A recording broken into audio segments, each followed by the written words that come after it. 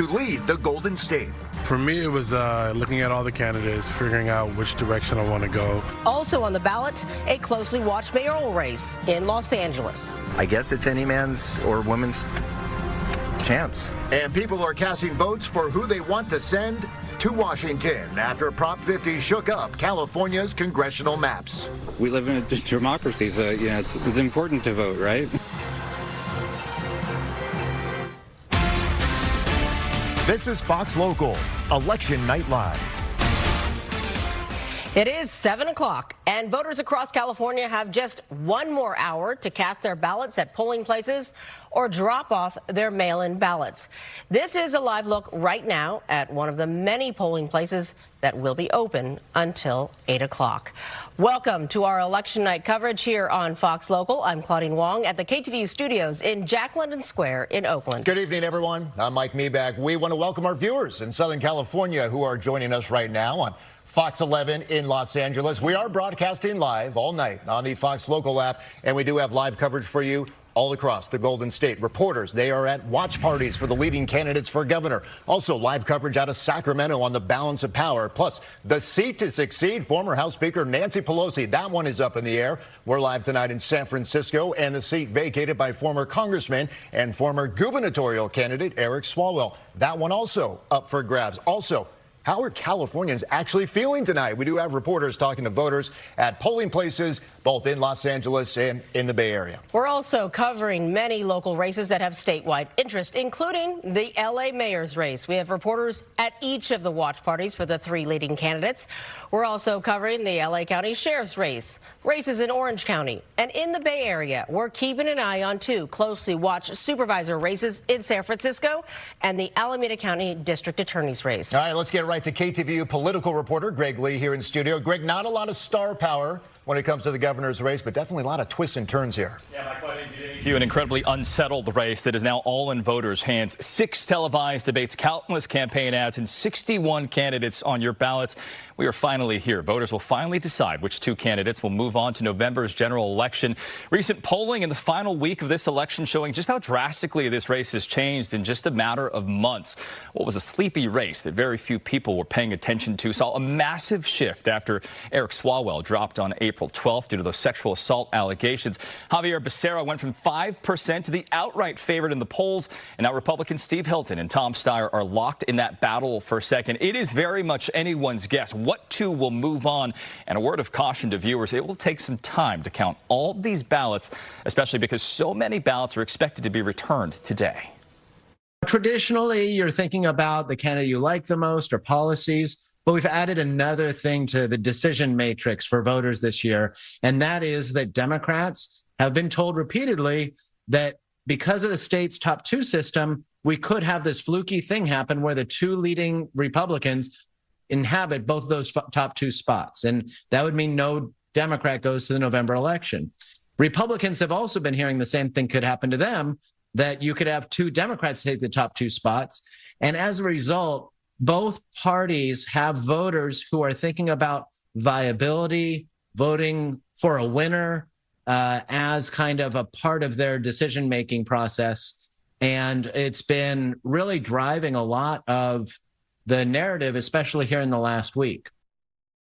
Now, turnout coming into today, about 20%. We expect that number to reach well into the 30s. There will be a lot of ballots to count after tonight. Mike Clay. Hey, Greg, people holding on to those ballots a lot later this primary. Which candidate do you think out there should be a little bit more nervous tonight because of that? Yeah, I think Steve Hilton has a lot to lose in that space because, Mike, a lot of Democrats have been holding on to their ballots because they're wanting to see who was in the lead, who was viable. Anecdotally spoken to a lot of voters who said, my candidate didn't seem to be at the top of that polling, so I'm waiting to see who is at the top of the list. And if many of those Democrats do hold on, and we expect those shifts, especially with the registration edge in California, that could potentially push out Steve Hilton out of the top 2. All right, and we got to be patient. We're thinking maybe days, maybe into next week? Yeah, we're talking days, potentially weeks, Claudine. California notoriously slow when it comes to counting those ballots because of the policies and procedures it does follow. And we should also tell viewers that that first batch that we expect after polls close at 8 p.m., that typically is going to be as votes are brought in. And a lot of those votes will skew Republican because they came out early and often and actually outpaced Democrats early on in this process. Yeah, we'll talk more about that coming up. All right. Thanks, Greg. And Javier Becerra has been campaigning for last-minute votes. Today, his campaign set to hold a watch party tonight in Los Angeles. And that is where we find Fox 11's Laura Diaz, who is live tonight in downtown L.A., not far from Union Station. Laura, good evening. Hi, Mike and Claudine. Yes, we are in downtown Los Angeles, and actually, we're not far from Olvera Street. And a lot of folks are starting to gather now. We expect candidate Becerra to show up here sometime after the polls close, probably not before 9 o'clock. So basically, it's media here right now and members of his staff. They were tuning up the music a little bit ago, but everyone kind of feeling upbeat this evening. We also spoke to people, just random people, about how they felt about the governor's race. And here is what they told us. You think California's been going the wrong direction and you want somebody to take charge of it? Well, people say things, but then they don't do it, So I just want somebody that's going to stand up for, the people and really, do something that they're saying. Who I voted for governor? Yeah. I want to keep California blue. That's what I want to do. You're not going to say which one? I'm not going to say which one because I don't really feel like we're backed into a corner in who we choose. So you don't love any of the options? Not really.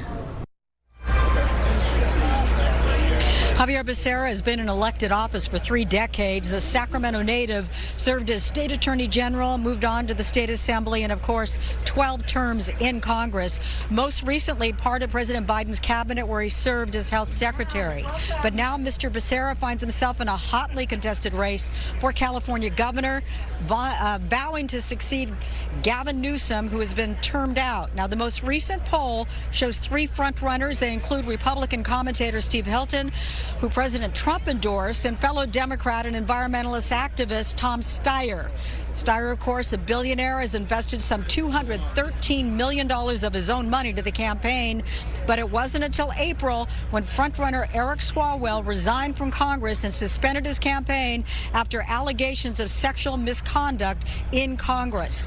Almost overnight, Becerra rose in the polls. So that brings us back to tonight, where we are saying that they're getting ready for this watch party. So far, no sign of the candidate, but we are told that he'll be here with his family, with his wife, 3 daughters, and a son-in-law. But it's really kind of a wait and see right now. We know that dessert will be happening very soon, Mexican treats off to the right, and we also have some food trucks. That's the latest here from downtown Los Angeles. I'm Laura Diaz reporting live, sending it back to the studio. Laura, do we think there's going to be any kind of delay in when Becerra might speak tonight? Certainly, there's been so much discussion about how long it will take for the results to be counted, and so that there won't be any kind of big reveal tonight about final results, that he might just take some time to talk earlier than later? Well, I asked the soonest they thought he would be here, and I suggested 9 o'clock. They said if he got here by 9, they'd be a little surprised. So I don't know. It could be more toward 10 o'clock, but he's definitely going to be here with his family. And hopefully, there'll be some music then. They were tuning up just a little while ago, but right now we're all just basically standing around waiting for him to show up. There are members of his staff here, but it's really kind of a wait and see. Hey, Laura, we could have a historic moment later this year. Becerra could become the first Latino governor here in California. Has he been driving that home out there on the campaign trail? Yes, it's such a part of who he is. He is, of course, the son of working class Mexican Americans. He was the first in his family to graduate college and went on to some of the finest universities that we have in this country. So yes, I think it's just so much in his DNA, literally. Of course, a huge Latino base here. In fact, where we are standing, this is the Plaza de Cultura y Artes, which really is kind of a punctuation point, if you will, for all things Latin here in Southern California. I've been here so many times for events. People show up to celebrate the Latino culture, and I'm sure that he chose this by design. I could throw a stone to Olvera Street. This is where it all began here in Southern California, but specifically for Latinos who helped build this city, which is overwhelmingly Latino. I got to ask you one more question, Laura. I mean, certainly for the staffers, because he's enjoyed this place in the polls where he has watched himself rise, is there a calm as they're going into this, and certainly enjoying, of all the candidates, a place where they can feel at least some confidence or some level of confidence tonight? Well, I haven't had a chance to talk at length, but, you know, I'm sure you as I have covered campaigns where it didn't go well. You can feel the tension in the air, and in fact, usually you can see it in people's eyes. Even before the final tally, they know there's sort of dead man or dead woman walking. I'm not getting that sense here. There's a little bit of, you know, a little sway in the room, if you will. I think that people are feeling there could be an upbeat outcome. They're not saying that out loud, but they're feeling pretty good about where they are. Got it. Laura Diaz with the very latest from Becerra Camp there, downtown Los Angeles. Laura, we appreciate the reporting. Let's take you live right now to Huntington Beach, where Steve Hilton is holding a watch party and speaking right now. We're going to be monitoring it. I believe we have the shot. All right, we don't have the shot right now. I think he just finished his speech, but we actually want to go to Rachel Aragon because Steve Hilton just actually finished speaking. What did he have to say, Rachel? Because certainly a little early in the night, we were just talking about Javier Becerra hasn't even arrived at his watch party, and Steve Hilton already making some comments tonight. Absolutely. He just stepped on the podium, as you just saw right now. And by the way, this is the second time we've heard from him tonight. Earlier on 4 o'clock, he also spoke to the media. Of course, he was asked a ton about the recent polling, some that show him tied with Steyer and some that show him behind Steyer. His response to the polling and how tight it is, he says the polls that he's really focused on, you guys, is that poll recently that came out from the California Post showing that 56% of Californians are dissatisfied with the direction California is going. And he's pitching himself to voters right now and the last few months as the change California needs. He also talked about bringing back that California dream, and he really has been zeroing in throughout the last several months and even today in Huntington Beach about making California affordable. He talked about bringing down gas prices and really bringing a state that is friendly to small businesses. But again, when it comes to polling, his biggest thing was showing just how dissatisfied that a lot of Californians are right now with the direction it's going. Hey, Rachel, did he speak at all in regards to Chad Bianco? You know, there was a lot of talk about Democrats criticizing Democrats not dropping out of the race. And in the last couple of weeks, Mr. Hilton's been doing the same to his Republican opponent here in this race. Did that come up at all tonight? Well, earlier, actually, he spoke about that several hours ago. He said it's nothing personal against Chad Bianco, but he's encouraging supporters of Bianco to join his campaign, to join his support, because ultimately, he says the top 2 vote getters will go to November, and he believes he's the best shot to be that GOP nominee come November. So he's been encouraging the Bianco supporters and fans to really join him, because he believes, again, that the only way California can see change is to have a governor who's a Republican in office, which, again, by the way, we haven't seen for 16 years, and it's been 20 years since California has elected a governor who's Republican. It's interesting. You've mentioned this twice already today that he's spoken, and your comments seem to imply that he is still campaigning very hard, even with 45 minutes left before these polls close. How do you expect the rest of the night to play out tonight at this watch party?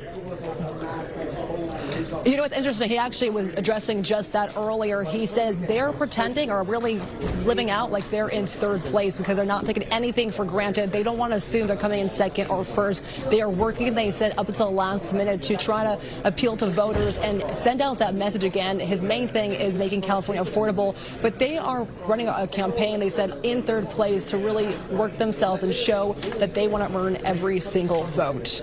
All right, Rachel Aragon with the very latest out of Huntington Beach tonight. Rachel, appreciate it. Joining us here in studio for some more insight on the gubernatorial race, we do have KTVU political analyst Brian Sobel, as well as Melissa Michelson, the Dean of Arts and Sciences and Professor of Political Science at Menlo College. I'll begin with you, Professor. At the end of the day, maybe not tonight, it could be later this week, do you foresee 2 Democrats in November on that ballot, or do we see a Steve Hilton joining one of them as well? Well, if I knew the answer to that, I could be making a lot of money. I think it's 2 of those 3 people, right? And as folks are making those last-minute decisions, it really could tip the balance either way, that it could be 2 Democrats or Democrat versus Republican. But it's been so close, and there are a variety of polls showing different people in first, second, third place. So as voters are making these last-minute decisions, and as we know, polls they have a margin of error. Right. Who knows? Yeah. Who knows? And Brian, it's interesting to see how these candidates are reacting tonight. You know, you've got Steve Hilton still really making some stump speeches at his own watch party, and then you got Javier Becerra who said, you know, I'll be there. Later on, I'll be there. Yeah. But certainly it does reflect, I think, how maybe these campaigns are feeling. Well, I think every candidate approaches this a little bit differently. For Javier Becerra, when he was able to gain most of the Swalwell supporters, he knew he was in a much better place than he was before that. For Steve Hilton, Steve Hilton has to peel off a whole lot of these Republicans who came out supporting Chad Bianco. If he does that, he's going to finish second because those people will move over to Hilton, and party registration in California is everything. Republicans have enough to finish second or third, not first. And so that's where I think at the end of the night, we're going to see Javier Becerra end up in the first position, Hilton and Steyer in second and third. But I've talked about this a lot. You know, I think in the post-analysis, the post-election analysis, we will see whether $200 million or more of ads from one candidate either got the job done or turned people off. Let me ask you this. You said, you know, Becerra expected to be one of the two. If that's the case, does his campaign have a problem? Because just a few months ago, he wasn't even on the stage at the debate at USC, which never actually happened because he was polling so low. And you mentioned the Swalwell dropout. Yep. I understand that. But why wasn't he gaining traction with voters before Swalwell even dropped out? Well, as somebody mentioned in the last hour, maybe it was Greg Lee, there hasn't been a big name in this race. And so there were a lot of folks who, yeah, they've been around, right? Becerra's been around for decades, but he's not very well known the same way, say, Kamala Harris is, or even Alex Padilla. And so as all of those people were trying to get their name out, Steyer was able to jump in with all that spending and get some name recognition. But a lot of folks were in very low numbers because there wasn't a superstar in the race. It was only once the campaign started getting going, and then there was some momentum behind some campaigns. I'd add one thing to that because Melissa's right. But one of the things that Becerra enjoyed, if you want to call it that, is that his unfavorables were very low. So when he really emerged, a lot of people were, I don't really know the guy very much, but I don't dislike him. He's just there. And whereas a lot of polling that I've looked at over time, Steyer, either you like him or you don't dislike him. Same with Katie Porter, like her, dislike her. That's kind of neutral. Becerra kind of running in on the inside. Newcomers. It's hard to change. It's hard to change somebody's attitude from negative to positive versus from nothing to positive. Nothing to neutral. All right, well, lots more to talk about as this progresses, and certainly a long night ahead. All right, Brian, Melissa, thank you. All right, we'll check in with you in just a little bit. Polls are still open for about another 42 minutes or so. When we come back, we are going to check in at a polling place in the San Francisco Bay Area, plus a look at the closely watched mayor's race in Los Angeles. You're watching Fox Local Election Night coverage. We're going to be right back.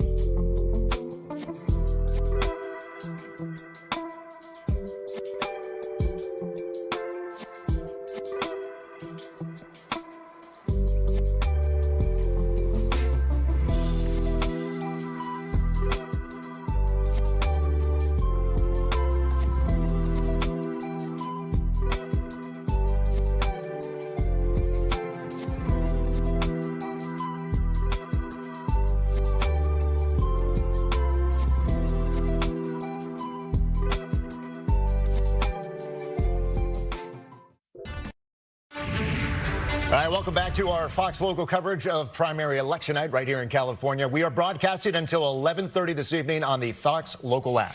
Polls closed statewide at 8 o'clock. Many polling places are busy today with those last-minute voters and then people dropping off their mail-in ballots at the 11th hour. All right, let's check in with KTVU's Christina Rendon live tonight in the city of Martinez. Christina, busy day, slow day there?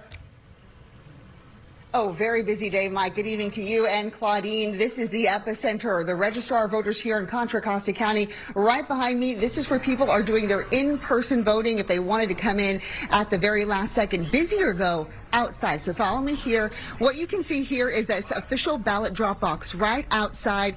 All afternoon, people have been coming by, walking up and dropping off their ballot, or cars driving in, getting out, the drivers dropping off their ballot and continuing on. In fact, when we arrived here around 3:45 this afternoon, it was extremely packed. I couldn't even find a place to park my car inside this lot, and that has been the case throughout the day. A lot of people coming in and dropping off their ballot, and right now they're getting ready to have an influx of all of those other ballots coming from the polling places once the polls close in 45 minutes. I'm going to bring in Kristen B. Connolly, County Clerk Recorder and Registrar of Voters. Thank you so much, because I know you're very busy. Yeah, no. This is like your Super Bowl. It is. But always happy to talk about it. What has it been like today? It's been really inspiring to see the number of voters that are coming in. I mean, we always try to get people to vote early, but they can vote until 8 o'clock on Election Day. So my big message is it's not too late. Please make your voice heard, right? Your vote is your voice. Right. Okay, so over the weekend, there was an influx of votes coming in, I understand. Yeah. Friday, about 35% turnout of voters. And then where are we at now? Yeah, well, and just so that the public understands, what happens is that we make a plan for what the turnout ultimately we think it will be. And we know how many ballots are going to come in based on previous experience, both through the drop boxes and in the Postal Service. So we were on track for about 34% turnout until we did get this influx. And so, right, there's been a lot of talk about people holding onto their ballots. That seems to be the case. So it was really exciting from our perspective to have really heavy bins full of drop box ballots dropped off during the weekend. And we went ahead and added capacity for Dropbox, another set of Dropbox drivers to pick up at our 46 drop-off locations across Contra Costa. Amazing. So you think you'll hit maybe 45%? Yeah, no, I mean, if this continued throughout the day and we see some good turnout at our in-person voting across our 147 polling places, it's possible we get to 45. I'm confident we'll eclipse 40, but time will tell. And we don't quite know yet how many ballots will be coming in, but we are pretty inspired by what we've seen. Perfect. Okay, Kristen, thank you so much. I'll let you go in. I know you're very busy. Thanks for having me. Thank you. And before we let you go, guys, just so you know, there are some big green flags right around this entire parking lot. That is a signal for all of the drivers who are coming in to bring in those ballots that this is the location where those ballots will be processed. Around the corner, there's an operation center. Upstairs, there's a tallying site where those machines are tallying all of those ballots. So a lot of busy activity here at the Contra Costa County Registrar of Voters in Martinez. Mike, Claudine. All right, Christina, busy is good. Great to see the turnout. Thanks so much. All right, aside from the governor's race, one race that has been attracting attention all across California and nationwide is the race for mayor of Los Angeles. Incumbent Mayor Karen Bass is seeking re-election. Her main challenges are expected to be Spencer Pratt, a former reality TV star, and LA City Council member Nithya Raman, who withdrew her endorsement of Bass to seek her own campaign for mayor. For more on this race, we're joined by Fox 11's Matthew Seedorf, who is live in Los Angeles. It's been an interesting race to watch, and certainly this watch party has been interesting to watch as well. I think there's been a lot of twists and turns just in this watch party. Yeah, so we're at the Spencer Pratt watch party. It's a private event, so we're outside on the sidewalk right now, and you can see all the media out here. I'd say 15, 20 news outlets, some of them local, some of them national. And right this second, we're actually waiting.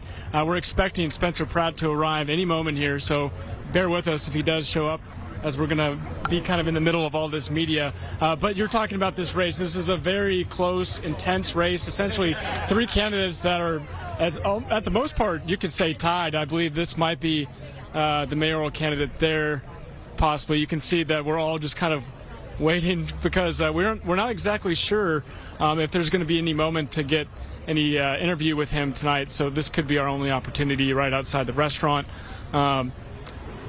It's possible he's looking for another entrance. I'm not exactly sure. There's a few cars out here. Bear with us. Oh, there he is. It is. Oh, that's not him. That's not him. but you can see this is live right now, so just kind of get the sense of everything that's going on out here with all the media.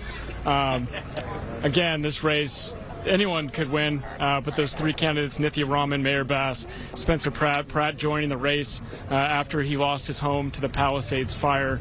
And then we were actually at his launch party at this same venue about 4 or 5 months ago, and there were 2 cameras here. So compare that to what we're seeing tonight with about 20. Hey, so, Matthew, I'll go ahead and send it back to you. Did the campaign explain why why so secret tonight? Well, it is a private event. That's really all they're saying. They're describing it as an intimate gathering. We actually spoke with Spencer Pratt's mom here just a little while ago, and she's feeling pretty confident going into tonight. But it's a really small venue. This is where his launch party was. Right. We were in there earlier before they had all the media go out, and it's very, very tight quarters in there. Okay. All right. Well, we'll continue to monitor that as you wait for his arrival that may or may not come, but certainly it looks like a very busy I mean, time usually out you there. have the biggest room in town. Usually you do. Yep. In this case, not so much. We'll wait for that election result later tonight. All right, we do have some analysis from Southern California, though, on this race. Joining us from the Fox 11 studios in West L.A., Chaya Crowder, a political science professor and Loyola Marymount University professor, and political strategist Luis Alvarado. Luis, I'll start with you. I mean, both Pratt and Raman campaign that L.A. is at a breaking point. Do you see the current mayor in the top 2 at the end of the day here? Yes, the current mayor will be in the top 2. What we're also seeing is that a lot of the turn-in, like we just saw the register of voter talk about, is that the models have been thrown out the window because everybody was holding on to their ballot. And as a matter of fact, there's a great expectation that when the first results are turned in, it looks like Pratt's going to be leading because the Republicans are the ones who are turning in their ballots first. Yeah, although that may, as we wait for the days to come in, and certainly it'll change. Chaya Crowder, I want to ask, what do you think has been driving really the twists and turns of this mayor's race? Certainly there's a lot of emotion out of the Palisades and Eaton fire. There's a lot of really hotly contested issues with immigration and homelessness. What do you think has driven so many twists and turns? Yeah, absolutely. You know, there's been a lot that's been happening in Los Angeles, and we know that there are a number of wedge issues that the Republican Party tends to use. Immigration is certainly one, and also the sort of reactions around the fires. At the same time, you know, Mayor Bass has an established record of success. And, you know, we certainly saw her strong opposition to the ICE raids that took place in June. So there was leadership there. On the other hand, immigration has certainly been a wedge issue that we've seen come up time and time again on the right. You know, the mayor of San Francisco, no political experience. He was voted in. Is that an issue in Los Angeles when it comes to this specific race, that Spencer Pratt has no political experience, Luis? Well, you know, when we had Richard Riordan, who got elected mayor of Los Angeles, you know, at least he was CEO of a large corporation and had thousands of people that worked for him. But there's a great difference. Just because you don't have experience doesn't mean you can't lead. Right. We know with Pratt, there's serious questions to be raised with regards. Do the people just want to vote for him because they want to send the bull into the china shop and want to see things blown up so they can be reconstructed? You know, we already saw how that's working out in other elected positions, and I think you know, that's what we're looking at. People who really take the election serious and want leadership. You know, we have some people with, you know, the extreme progressives who feel that Mayor Bass has not been true to her oath in making things happen and fixing the problems such as there is the homelessness in downtown LA. And that's why the 3 candidates are actually doing very well. Yeah, and certainly as we head into the next phase of this, certainly we'll see that conversation continue. We are out of time, have to leave it there for now, but certainly this conversation continues as certainly we head towards November. Thanks so much for joining us. We appreciate this conversation.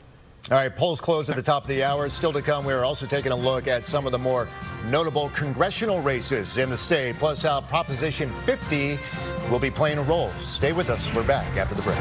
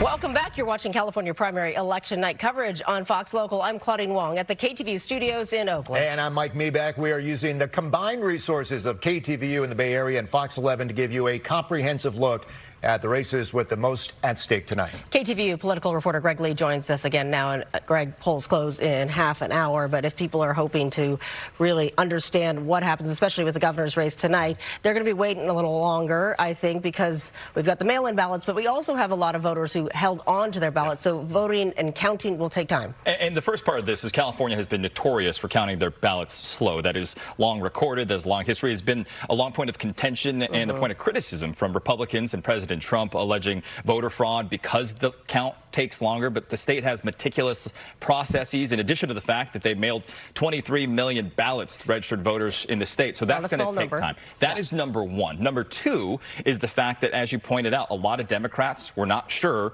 who they were going to vote for in this race. So they held on to those ballots until yesterday, until today, probably in the final half an hour here. And because those are coming in, those are going to take time to verify signatures, to go through them and point to who they voted for as they make those tallies. So could be days, could be weeks until we know exactly who this top two So is. coming off of that, do you think there is more strategic voting among Democrats out there in this primary? I'm not going to choose the candidate I want. I'm going to be thinking about the larger picture here. 100%. I think that was a real concern for voters because there was no clear favorite initially for Democrats. They were wanting to see where the waters were sort of especially the leading late at. voters here. They were thinking about viability, right? Yeah. I can vote for somebody, but I don't know if they're going to be able to get to the top two. So there was some strategic planning by voters there, and maybe not even strategy, just not being sure what they wanted. One last point I'll make for our Los Angeles voters: 30% of the total vote count came yesterday in LA County, and that is the case we're seeing in a lot of So blue also counties. be cautious on how you look at the first results that come in, That's because right. certainly some people voted. Republicans definitely voted earlier than Democrats, so those results may be shifting as they come in as Votes are counted in the order that they came in, so we will certainly see shifts. All right, Greg Lee, appreciate thanks. it. Thank you. Well, a lot of close eyes on a lot of races across the Golden State. We've already checked in with our reporters at watch parties for Javier Becerra as well as Steve Hilton. Let's now check in with KTVU's Zach Sauce, live in San Francisco at a watch party for Tom Steyer. Zach? And a whole lot of interest for this watch party by the national and local media. Part of the reason you're looking at a very crowded podium here at the Regency Ballroom here in San Francisco. A lot of people interested to see whether the money spent on ads by the Steyer campaign will pay off tonight. He spent some $200 million on those ads during this campaign so far. That, of course, far more than any other candidate in this race. In fact, far more than any candidate in any race in the U.S. so far. He has received some criticism from his opponents for that. Some arguing that he essentially would be buying his seat as the governor. His response has been that they have been, in turn, fighting his campaign. Corporate interests have been pushing back on his campaign with their own money. So it'll be very interesting to see how these votes come in this evening. All right, Zach Sauce live tonight in San Francisco. Zach, we appreciate the update there. Yep. And one person whose name is still technically on the ballot for governor but has withdrawn from the race, Eric Swalwell. The East Bay congressman dropped his campaign and resigned from Congress in April after allegations of sexual misconduct. He continues to deny any wrongdoing, and now 9 candidates are vying to fill his seat in Congress. Let's go to KTVU's Jana Katsuyama live in the East Bay tonight, covering that race. Jana. Yes, and as you mentioned, Eric Swalwell's name is still on the ballot that people are seeing, but this was basically a very short, truncated campaign for many people who jumped in after he left, and now there are 9 candidates that you mentioned. 6 of them are Democrats, 2 are Republicans, and there is 1 no party preference. We are right outside the Fremont Main Library. This is one of many voting centers here in Alameda County, and you can see that there are are people going both in, and then there's also an official drop box right outside the library front door. So many people have been coming in. It has especially picked up after 5 o'clock as people are coming back from work. Now, one of the things that is significant about today is this is the primary for the top 2 vote getters who will proceed to the November 3rd election.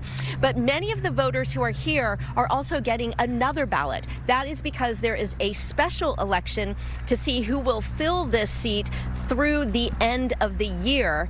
And so many of the voters that we spoke to here said that it is a little bit confusing because they're voting today, but they will also be asked to vote on June 16th for the person who will fill out the remainder of this term. And that is something where most people say that they are going to be voting for the same person, but there are some people who told us, Claudine and Mike, that they might actually keep their minds open. They have seen a lot of flux in the course of this race and say that they are still going to be looking at the candidates despite the initial primary today. Now, one thing I did want to mention that is kind of interesting is just the demographic makeup of this district.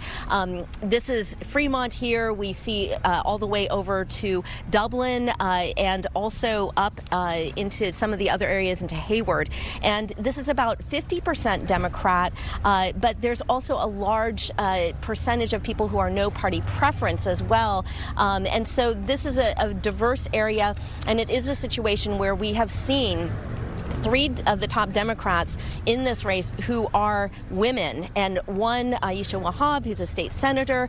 We've also seen Melissa Hernandez, who's a former mayor of Dublin, and then a newcomer, Rocky Singh, who has put in a lot of her own money into this campaign, really trying to kind of turn the dial and put her name in. She has never been elected to office before. So there are 2 other Republicans who are also running, as well as that no party preference, and 5 of those 9 are going to be also on that June 16th ballot. So very interesting here. We are seeing more and more people come in as the evening progresses, and again, the polls still open until 8 o'clock. All right, yes, lots for District 14 voters to consider as they look for representation for that, certainly for that open seat. All right, Jana, thank you. All right, for more on the Swalwell fallout, as well as the implications of some other closely watched congressional races here in California, really across the country, let's bring back Brian Sobel, Melissa Michelson. I'll focus, I'll just go ahead on November. You know, with President Trump's falling approval numbers, do you expect a blue wave in the House of Representatives? Yeah. So political scientists have been studying this for decades, and there's 2 variables that predict what's going to happen in a midterm election. Okay. Presidential approval and disposable income. I don't have to tell you, the president's polls are in the dumps and people don't have a lot of disposable income. So those 2 variables tell us that people are going to be voting against the president the only way they can, which is by voting against Republican candidates for Congress. Brian, big wave? I don't know. You know, the history is on the side of the Democrats here. Only 2 times in the modern era has the president in power in the midterms held Congress. Only twice. So that means every other time it changes out. So one would put their money this year on a change out. Donald Trump's a real X factor. He's able to stir up people, but I think at the end of the day, the Democrats do well. We do have redistricting to think about as well, and how it affects in not only in California and in states across the country, and to see really, we don't even know how it's going to be impacting in several states now as moves to redistrict are still ongoing. How do you think it's going to really impact the midterms overall? Well, I mean, you have states, Texas picking up seats, California, Dems picking up seats. I think the bigger picture here is that this is not a healthy trend for the United States. And redistricting should be done the way it's always been done, based on census and at an appropriate time. And this getting in the middle of it to try to win seats for your party is not a healthy way for us to proceed. And so there are going to be consequences. It does seem like it just keeps going, though. I think redistricting can only do so much, though. When Texas redrew its seats, it was expecting that people would continue to vote the way that they did in 2024. And I think a lot of people who voted for Trump are now reconsidering their support for the Republican Party.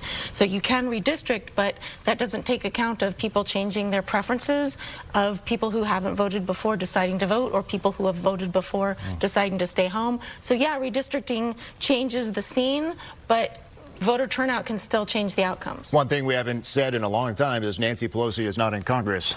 That will happen come next year. Yes. Brian, what do you think of the race out of the 11th District? Scott Wiener, the state senator, Connie Chan, the supervisor there, Shoykat Chakrabarti. How do you see this playing out tonight? Well, Scott Wiener has been trying to end up in Washington, D.C. for many, many years. He's been waiting for Nancy Pelosi to make her move so that he can make his move. So he's actually been campaigning for a very long time. Whether Chan, who has been endorsed by Nancy Pelosi, we'll learn more about why she didn't endorse Wiener at some point, I suppose. It's going to be really interesting tonight and over the next few days. She didn't endorse Scott Wiener because he announced for the seat before she said she was retiring. And if I was Nancy Pelosi, that would annoy me, you know, a little bit. Why would I want to support you? You're trying to take my job that I didn't even say was done. Well, people thought maybe there was a behind-the-scenes agreement, but you think that maybe he jumped the gun a little bit. He may have jumped the gun, her but endorsement means a lot. I think her endorsement is very powerful, absolutely. And I think that might mean that Shoykat Chakrabarti doesn't make the second shot and that it goes to Chan. All right. Yeah, I think Wiener is going to do all right. I just think he's been working this for a really, really long time. Whether he jumped the gun or not, there might have been a miscommunication behind the scenes. Everybody knew Nancy Pelosi was going away. Okay, Brian, Melissa, you're not going anywhere. You're here until 11:30 tonight. Okay. We'll see. All right, still to come for the first time in more than 30 years, San Francisco voters again voting on sending a new face to Congress. We will have a live report from the city by the bay after the break.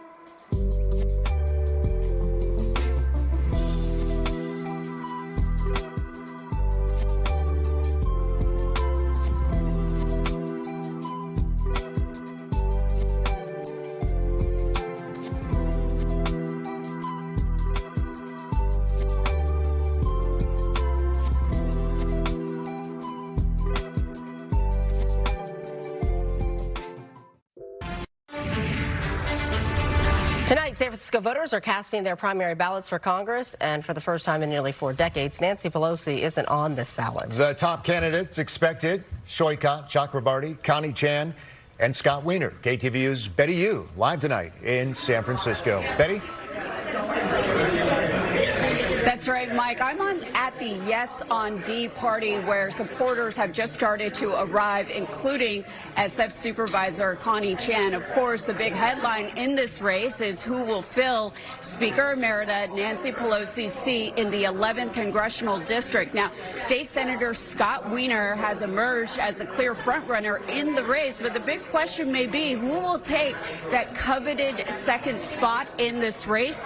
SF Supervisor Connie Chan and Shoykat Chakrabarti have been polling second, neck and neck, really, in this race. And right now, I'm joined by the supervisor herself, Connie, thank you so much for making time for us this evening. Good to see you, Betty. How have you been feeling as we are just minutes away from the polls closing? We're excited. Of course, we're also anxious, but we work out our anxiety by, dialing voters, knocking on doors, and doing visibilities, and still talking to them. We're going to do this down to the wire.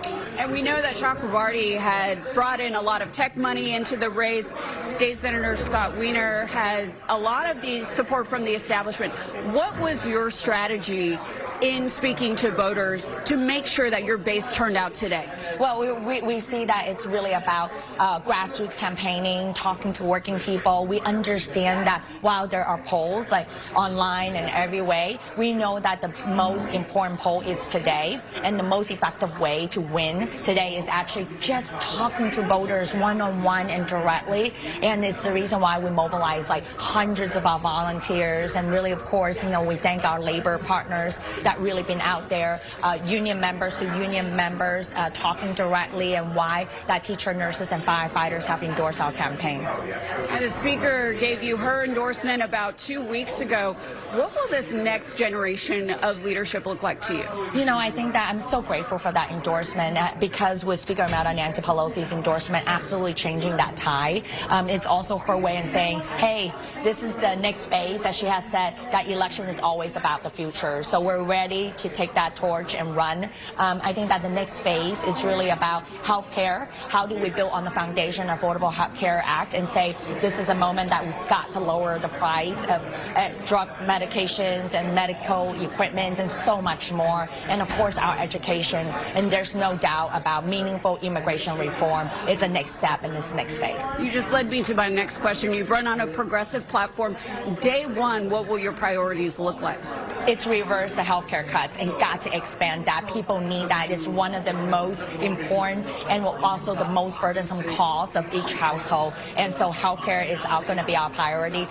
Affordable childcare, fully funded K-12 classroom, and free city college. We have it in San Francisco. We got to make sure nationwide. And of course, again, a meaningful investment to pathway to citizenship. I think that is really a future of immigration reform. All right, Supervisor Connie Chan, thank you so much for taking the time with us this evening. Thank you, Betty. Thanks for having me. All right.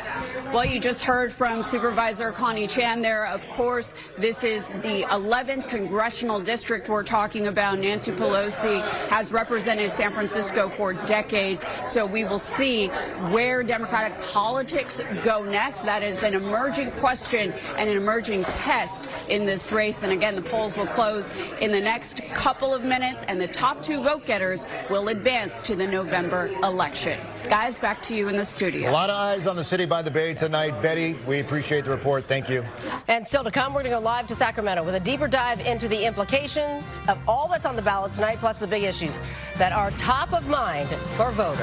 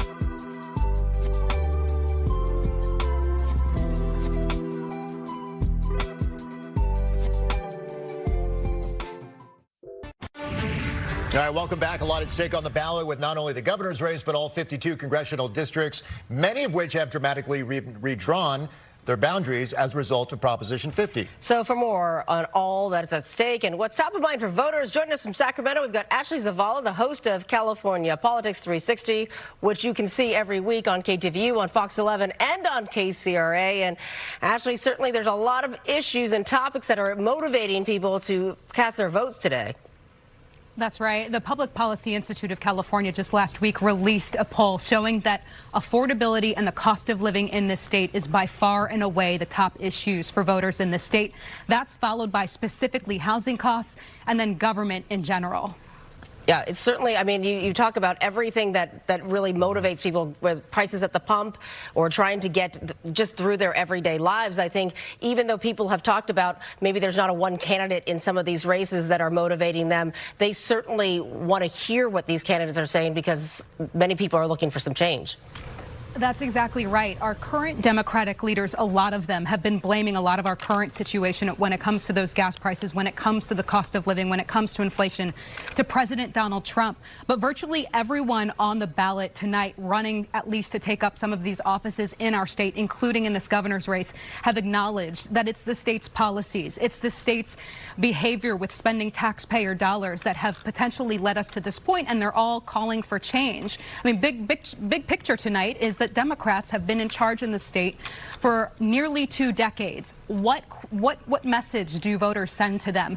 And we see that the party is extremely split at this point. I know you talked about it in your last segment, looking at those congressional districts. I know down in San Francisco, the party is feeling it there, but on the statewide level, I mean, especially when it comes to the governor's race, voters have to pick between at least 8 candidates that are running on this party platform, but in different ways.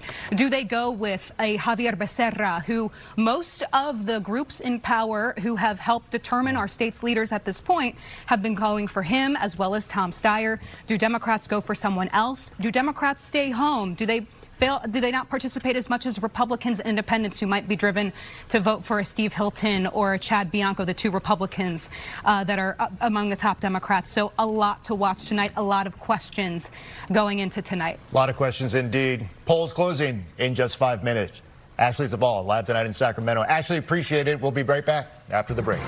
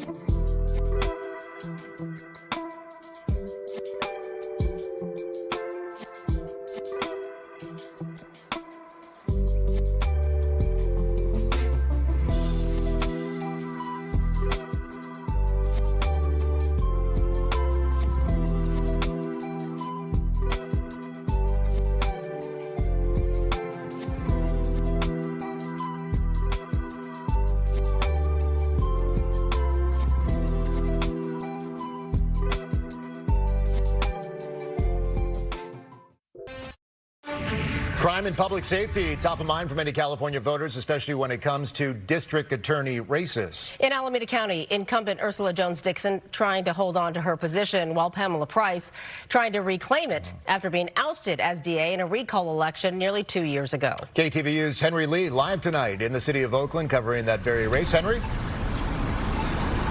Well, the key question tonight, guys, is whether the voters want to keep the current DA, Ursula Jones Dixon, whose philosophy is more in line with the law and order type DAs of the past, or if they want to bring back Pamela Price, a progressive, with a much different approach. Now, the current DA began her career here in Alameda County as a prosecutor. Ursula Jones Dixon then became a judge for many years, and then she was appointed the current DA by the County Board of Supervisors after her predecessor, Pamela Price, was recalled by the voters in 2024. Critics called her too soft on crime, but Pamela Price, who was a civil rights attorney, accused Jones Dixon of being way too tough, bringing back draconian gun penalties, special circumstances, and dismissing police misconduct cases that Price had filed. Now, the third candidate is a dark horse. His name is Gopal Krishnan. He's a family law attorney with no prosecutorial experience. It will be very interesting in the hours and days to come to see what the voters decide. Guys, live in Oakland, Henry Lee, KTVU, Fox 2 News. So, Henry, Pamela Price is recalled, and now she wants her office back. Has she given publicly why she wants to get back into the DA's office here? Yeah, I did speak to her a couple hours ago at the San Leandro BART station. She was meeting with the voters, and she said, you know what, I think there was a wrong in 2024 that can be righted. And she has couched a lot of her new campaigns saying that, you know what, I'm fighting against President Trump because, his ICE agents are creating and wreaking havoc here in Alameda County. And Price says that the incumbent DA is doing nothing to go against allegedly rogue ICE agents. So that's her philosophy, going against President Trump. But of course, the current DA says, well, my focus is here in Alameda County and finding the criminals, or alleged criminals here. All right. Well, polls close in less than a minute. We'll see what the voters think. Thank you, Henry. All right, one more reminder. We are on the air all night long until 11:30 this evening on the Fox local app. We do have reporters stationed across California covering many of the very important races on this June 2nd. And as polls close, again, in just a few seconds here, we'll be checking in with all of them. Our colleagues at Fox 11 in Los Angeles will take over coverage on the Fox local app in less than a minute here. Be sure to download it. And then Mike and I will be back for the 10 and 11 o'clock news with a deeper dive into Bay Area election results. The Fox local app is also a good one to have in the day. The Fox local app in less than a minute here. Be sure to download it. And then Mike and I will be back for the 10 and 11 o'clock news with a deeper dive into Bay Area election results. The Fox local app is also a good one to have in the day. The Fox local app in less than a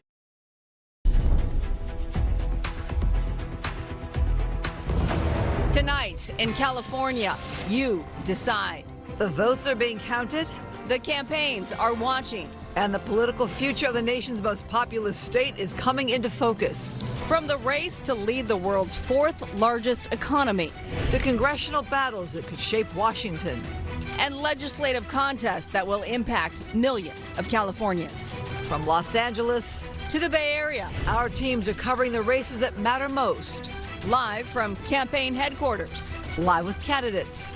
live with results. And live analysis as the biggest stories of the night unfold. This is Election Night Live on Fox Local. Good evening, everyone. You're watching Election Night Live, the California primary. I'm Marla Tejas. Thanks so much for joining us. I'm Christine Devine. The polls just closed across California. It's a critical night for several races, both locally and statewide. It is a jungle primary, which means from the governor's race to the LA mayoral race, the two candidates with the most votes will advance to the general election in November, regardless of party. There is one important caveat, though, for the LA mayor's race. That is, if a candidate gains more than 50% of the vote, they win outright. Will that happen? We're live across Los Angeles and California with team coverage on a tense election night. Fox 11's Andres Gutierrez starts us off from the LA County Registrar as last-minute ballots begin to be counted. The time has come, Andres. It sure has, Marla, and the first batch of results will be dropping in about 15 minutes. The county officials saying here that this particular year they are tracking to have a higher turnout than the last primary 4 years ago, and that means that many more ballots will be coming through this processing center, the nerve center of this whole operation. At any given time, there are at least 300 employees here, and you could see some of them there in the background processing those ballots. So what exactly are they processing? The county says that this first batch of results will include mail-by-vote ballots that arrived through today's mail, the drop box ballots that were collected through Monday, and mailed ballots that were dropped off at vote centers through Sunday. Ballots that were cast today at those voting centers still have to be sealed, documented, and transported back to this processing center. And the county does expect to update results about every 35 to 45 minutes overnight. And they do say that more than 100,000 people voted in person today, and the county is also approaching 1 million returned vote-by-mail ballots. The registrar, Dean Logan, says turnout could land at when it's all said and done, by 34% by certification, which would be above the 2022 governor's primary. But he is warning voters not to mistake speed for accuracy. In the days ahead, you will likely hear from voices, some big voices, some loud voices, that it's crazy, that maybe it's even stupid that it takes this long for votes to be counted in California. I want to emphasize it's not stupid, it's not crazy, it's actually the law in California. California's laws allow voters the opportunity to vote up until 8 o'clock on election night and to return those ballots in a way that we get them back in a timely manner. And our job is to make sure that every one of those ballots is treated with that same security as the ballots that were received 2 weeks before the election. And Logan went on to say that about 300 to 400,000 ballots were dropped off today, and those will not be counted tonight. And so some of these very close, razor-thin races may not have final results for days, perhaps even weeks. Marla, Christine? Yeah, it could be a long time. We'll see. Andres, the polls are closed. We've just said that. If you got into line, though, say at 7:59, are you too late to vote? Absolutely not. If you were in line, you'll still have a chance to vote. The same goes for those folks who have those ballots at the drop-off box. If there was a long line, perhaps of people in line or cars filing up to go up to that particular drop box, they'll still be able to cast those if they have been in there by that cutoff time.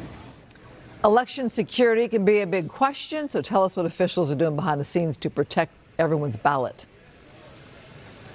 Yeah, Christine, this whole process is about transparency. They went in depth talking about that today. The sheriff's office very visible here around this particular facility in the city of Industry. You could see them outside. And then around 10:30, some of those ballots that are coming across from places like Catalina Island, those will be choppered in. And so that will be quite the sight to see later this evening. And ballots from the different polling sites will also be escorted by sheriff deputies to this particular facility. The county says they have also been doing these practice drills with law enforcement, fire officials to make sure that there were no disruptions leading up to today. That will be quite the sight. Choppered in from 26 miles across the sea at Catalina Island. All right, Andres Gutierrez will be checking in with you throughout our coverage tonight. Thank you. Incumbent L.A. Mayor Karen Bass is battling to fend off a strong challenge from former reality TV star Spencer Pratt. A new poll shows L.A. City Council member Nithya Raman in third place. It's all close. Fox 11's Nick Garcia is covering the Los Angeles mayor's race. Nick? Hey there, Christine, Marla. Yes, the party has started and the public has been allowed in. Mayor Bass not here quite yet. Now, those polls have closed, as you mentioned, as we see people filing in here. We expect at least a couple hundred people here. Mayor Bass's team feeling quite confident, though, and to talk about that, we're going to speak with Stuart Waldman of the Valley Industry and Commerce Association. So how are you feeling? Polls just closed. Feel really excited, feel confident. I think the voters know what she's done. Crime is low. She's moved the needle on homelessness. As a representative of the business community, she's been there for us, helping business, trying to do the right thing. She was the best candidate, and when you look at the field, we're excited and we feel pretty good about it. We've seen so much of the talk be her really reaching out to business owners. One of the issues a lot of business owners are dealing with is burglaries, break-ins, specifically in the Valley. How do you feel about her messaging on that? Well, I think she's worked with LAPD and to get out there and to police the businesses, to help get the homeless off the street. Most of the crime that businesses are facing are from homeless who are congregating around their businesses, trying to break in to find something of value in the evening. So just having a patrol car come around really makes a difference. And she has made public safety one of her top priorities, and we appreciate that. Stuart, definitely, all eyes, not just in the city and the state, really in the country on this race, particularly because of the entrance of Spencer Pratt. Are you expecting the two of them, the mayor and Spencer, to be heading to a runoff? I think it's likely. It seems that Spencer Pratt has a little momentum. It seems that Nithya Raman has not really taken hold. Spencer's an interesting character. I used to watch him on reality TV. I think there's a lot there that hasn't been put out, and so if he's in the runoff, I think it'll be an easy win for the mayor. Have you spoken with the mayor at all today? I haven't spoken to her in a couple days, but she's feeling good. Last you spoke with her, she was feeling confident. Yes, yeah. It's she's done a good job. And when you look at the everything that's come our way from the administration in D.C. to tariffs to ICE to everything, she's really stood up to the challenge. All right, Stuart, thank you for speaking with us about that. And really, the campaign saying that as well. The mayor leaning into, as Stuart just mentioned there, some of the federal pushback, how she's handled the ICE raids. She's definitely viewing that as a favorable on her side, and then pointing to those specific numbers on homelessness, on crime coming down. So she's hoping voters will give her 4 more years. Live in Koreatown, I'm Nick Garcia. I'll send it back to you. Yeah, Nick, so the gentleman you just spoke to there talked about a possible runoff with Spencer Pratt. Anyone you talk to talk about a runoff with Nithya Raman. She's been gaining in the polls.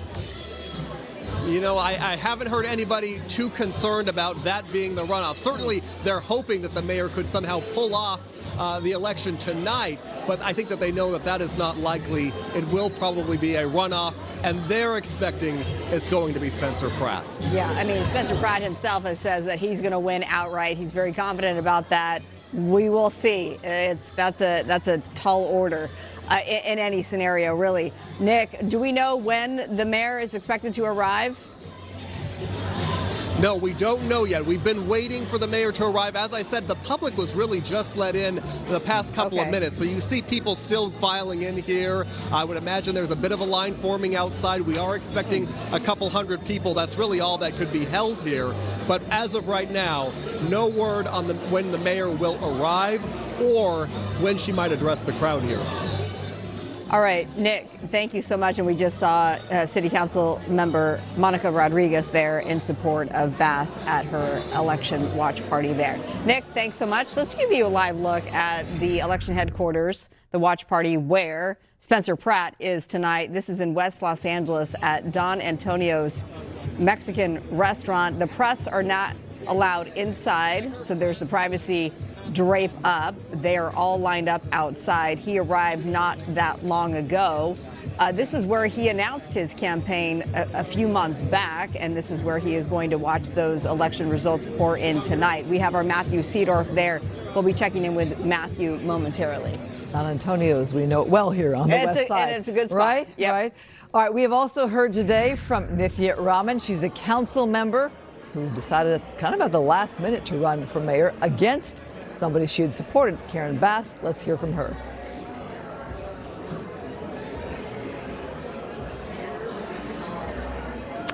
We are going to actually step away from this party here and go to our chopper Right here, we have a live look at Van Nuys Middle School. The polls just closed minutes ago. A lot of people, though, are waiting in some lines at some places, we are told, which, as we mentioned with Andres Gutierrez, means they can still vote if they were in that line before 8 o'clock. And we are expecting those first results to come out about 8:15, so we're still about 4-5 minutes out. Joining us now for election analysis, we have Shea Crowder, political science professor at LMU. I got it right. Absolutely. Okay, thank you. Shea. And independent political strategist Luis Alvarado. Thank you both for being here and spending the evening with us. We're on till 11, by the way. Looking forward to getting some of those results in. Let's start with the mayor's race, since we were talking about that most recently. I'm struck by the fact that the top three, you have Pratt, you have Rahman, they are on opposite sides of the political spectrum. So what does that say to you about the voter electorate as a whole? I'll start with you, Luis. Well, certainly Los Angeles is one of the most diverse cities in the nation, and diverse not only in ideological but also culturally. And you know, we have Karen Bass, who came in as a progressive Democrat and came in with a hard order to help bring Los Angeles out of the problems they had. And then you had the fire. And she did a pretty good job, but not good enough for Los Angeles. So you have people who are not happy with her. And, you know, when you talk about Nithya Raman, you know, she jumped in when everybody was waiting for the other gentleman who ran against Bass last time. Rick Caruso. To announce he was going to run for governor or for mayor, and he's decided to run for neither. And that's when she said, there's an opening, she's damaged, I need to step in, otherwise somebody else who's not progressive may come in and take that race from her. I believe she said nobody was stepping in to be another voice and to tackle some of these issues, if I'm right. Your thoughts on what we're seeing tonight? Yeah, I think, you know, people are clearly looking for something different, right? Across the board, you know, even at the national level, we've seen a sort of resistance towards establishment candidates. And people are looking for, you know, populism. People are looking for new forms of accountability, and people don't want to necessarily go with the status quo. At the same time, at the current moment nationally, we've seen what it looks like when you elect someone who does not have a proven track record. And so I think that Bass is going to be able to gain a lot of support and traction because at the end of the day, you know, she served in the House of Representatives, she served in the California state legislature, and I think people are becoming, in this political moment, increasingly resistant to having someone come in who's not tested. Well, we just got that sound from Nithya Raman, so let's go ahead and take a listen to that. We ran one of the shortest mayoral campaigns ever, I think, or certainly in recent history, and that was only possible because of all of their support. And so tonight, after we've worked so hard, it's really about just coming together and feeling an immense amount of gratitude for everyone. When I first started, I didn't know what to expect. I declared my intention to run on the very last possible day, and only because I felt like the city needed someone to fight for it, and so many other people came to join us to fight for a better future for Los Angeles, and really, like, I am just overwhelmed with gratitude for all of them, because without them, none of this would have been possible. We've had support and volunteers and people knocking on doors throughout the entire city. I've had events everywhere from San Pedro to the Valley, so I'm hopeful that we can get votes everywhere. I know I have a message that resonates very strongly with younger families who are feeling the pinch of high housing costs here in LA. That's the message that we've been putting out there. And for renters and for people who are getting priced out of the city, the message and the policies that we've been sharing have felt very resonant for them. So I think it's less about part of the city and more about, you know, where you are in life and whether this city feels like a place of opportunity to you anymore. And my message is that it can be, but we have to fight for the policies that will make it into a place of opportunity again. So, Shea, we saw her gain some traction in some of the more recent polls and recent days. How so and why? I think that many of people view Rahman as a candidate similar to like a Zoran Mamdani, you know? people are excited and hopeful for new voices, candidates who are focusing on affordability, whether it's, she talked about her influence on families, the cost of daycare, the cost of housing, and making all of these accessible. And I think that explains why she's been able to galvanize support from folks on the left. And on the other side, on the folks on the right, galvanized behind Pratt. Right. And there was a whole lot of viral ads that helped propel him as well from his supporters, not necessarily from his campaign.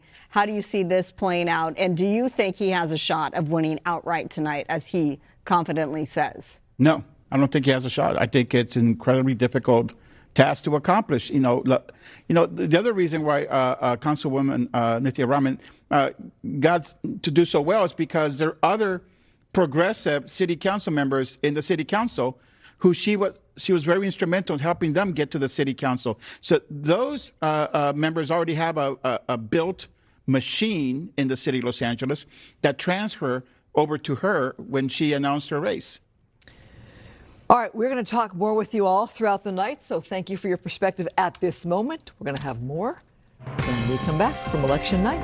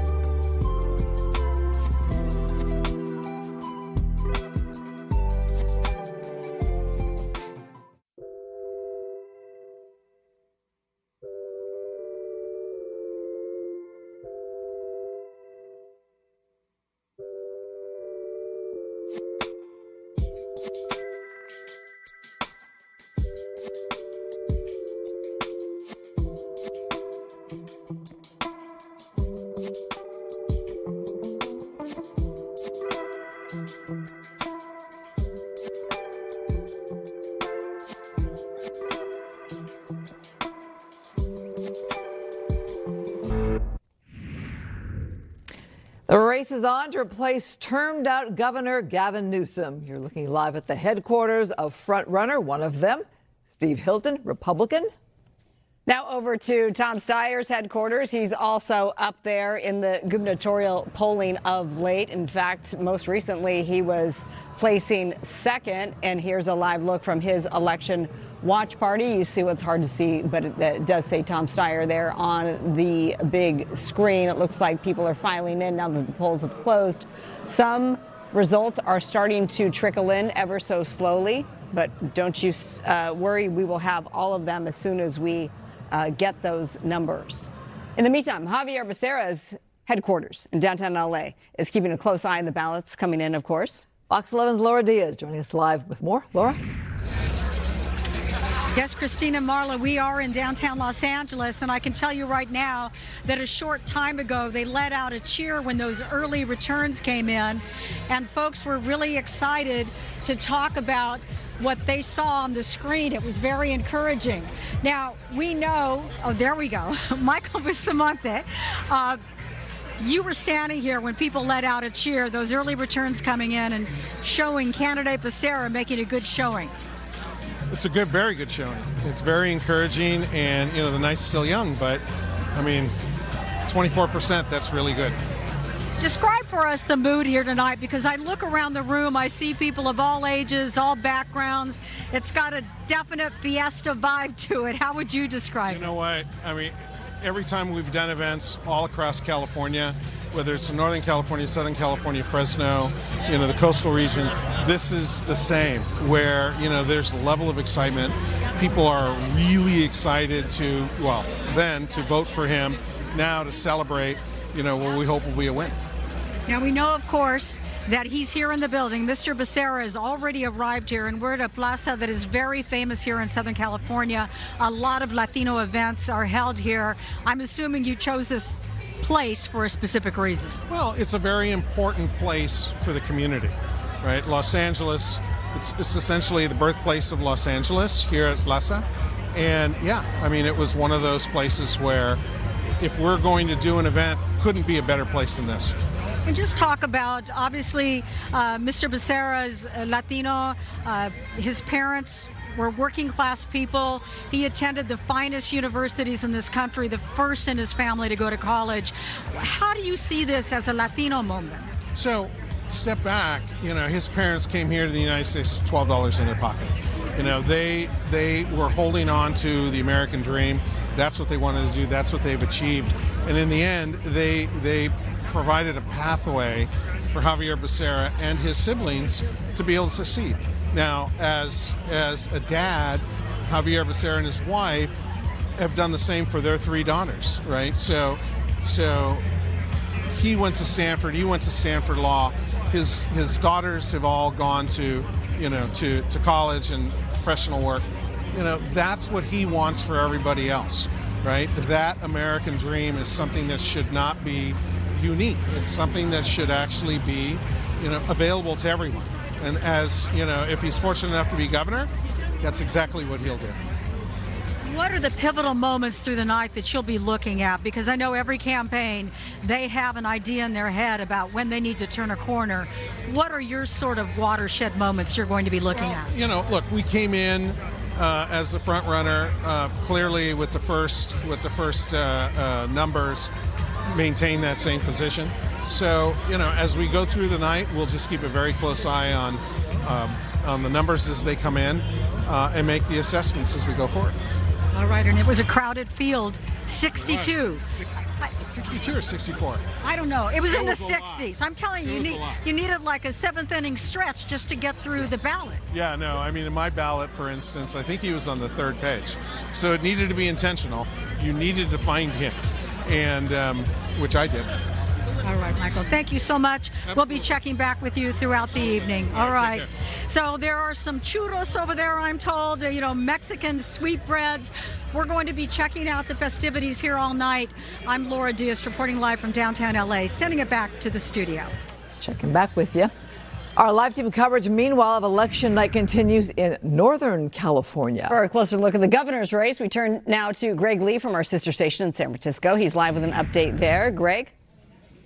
Yeah, Marla, Christine, good evening to you. I would tell you, after looking at these early numbers, this is sort of what we expected, right? Ballots are counted as they are received. We know Republicans in this state early on outpaced Democrats in the way that they were voting, which is early and often, because as we looked at that list of 61 gubernatorial candidates, Republicans really had 2 choices, Chad Bianco or Steve Hilton. So Hilton leading this pack, that is what we would expect. And we've been tempering our viewers all night to say expect shifts in how these votes are handled and how this count looks as the days and potentially the weeks go on as California's registrars look to count these votes. What we do know is that a lot of Democrats, particularly in L.A. County, even up here in the Bay Area, held on to their ballots because with so many Democrats in this race, they were waiting to see how this race would shape up. And so we know in L.A. County, 30% were returned yesterday. Certainly in the Bay Area, a lot of folks were in line anecdotally to turn in their ballots. So certainly it's going to take time to count those votes.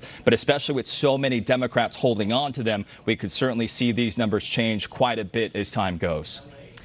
Greg, what are we seeing in terms of some early returns? Have those come in yet?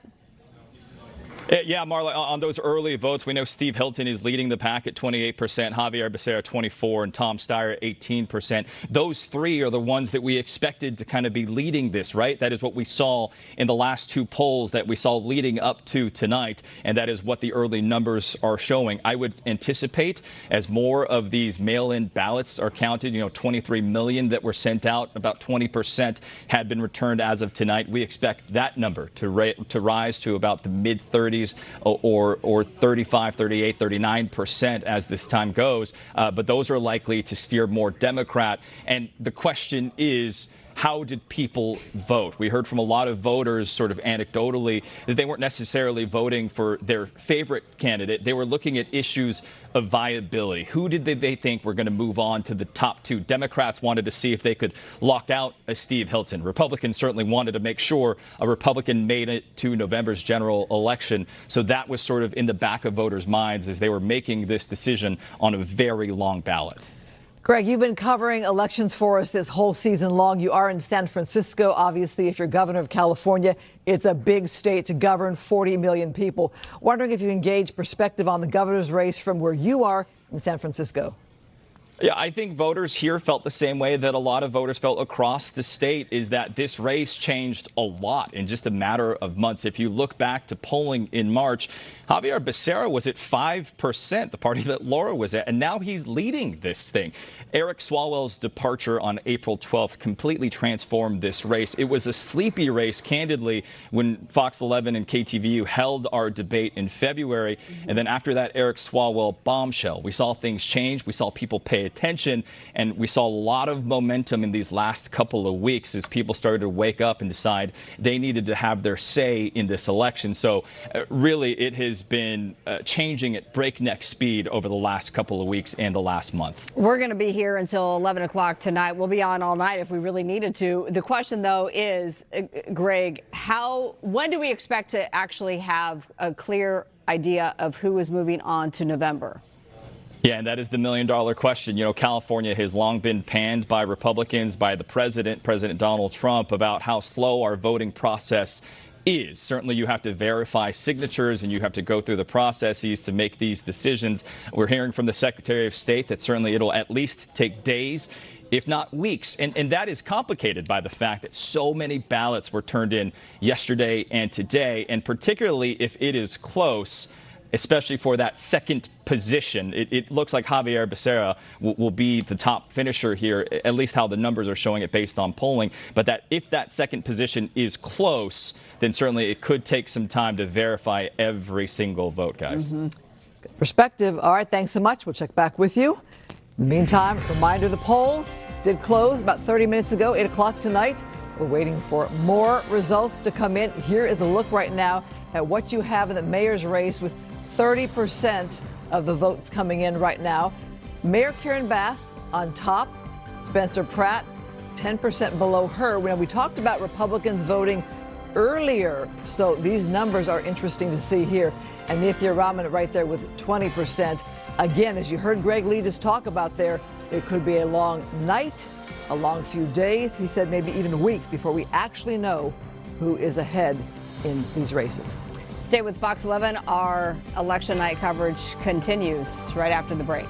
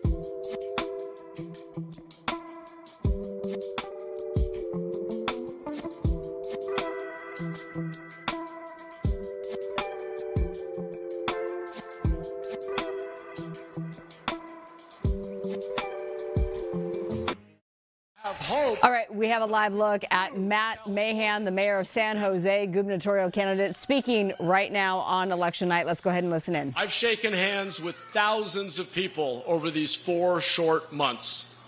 I've shared our successes and lessons learned, shared what's possible when you do things differently.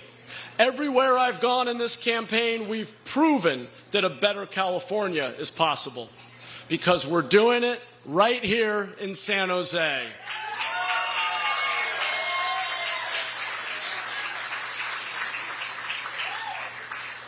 We didn't do it by promising the moon.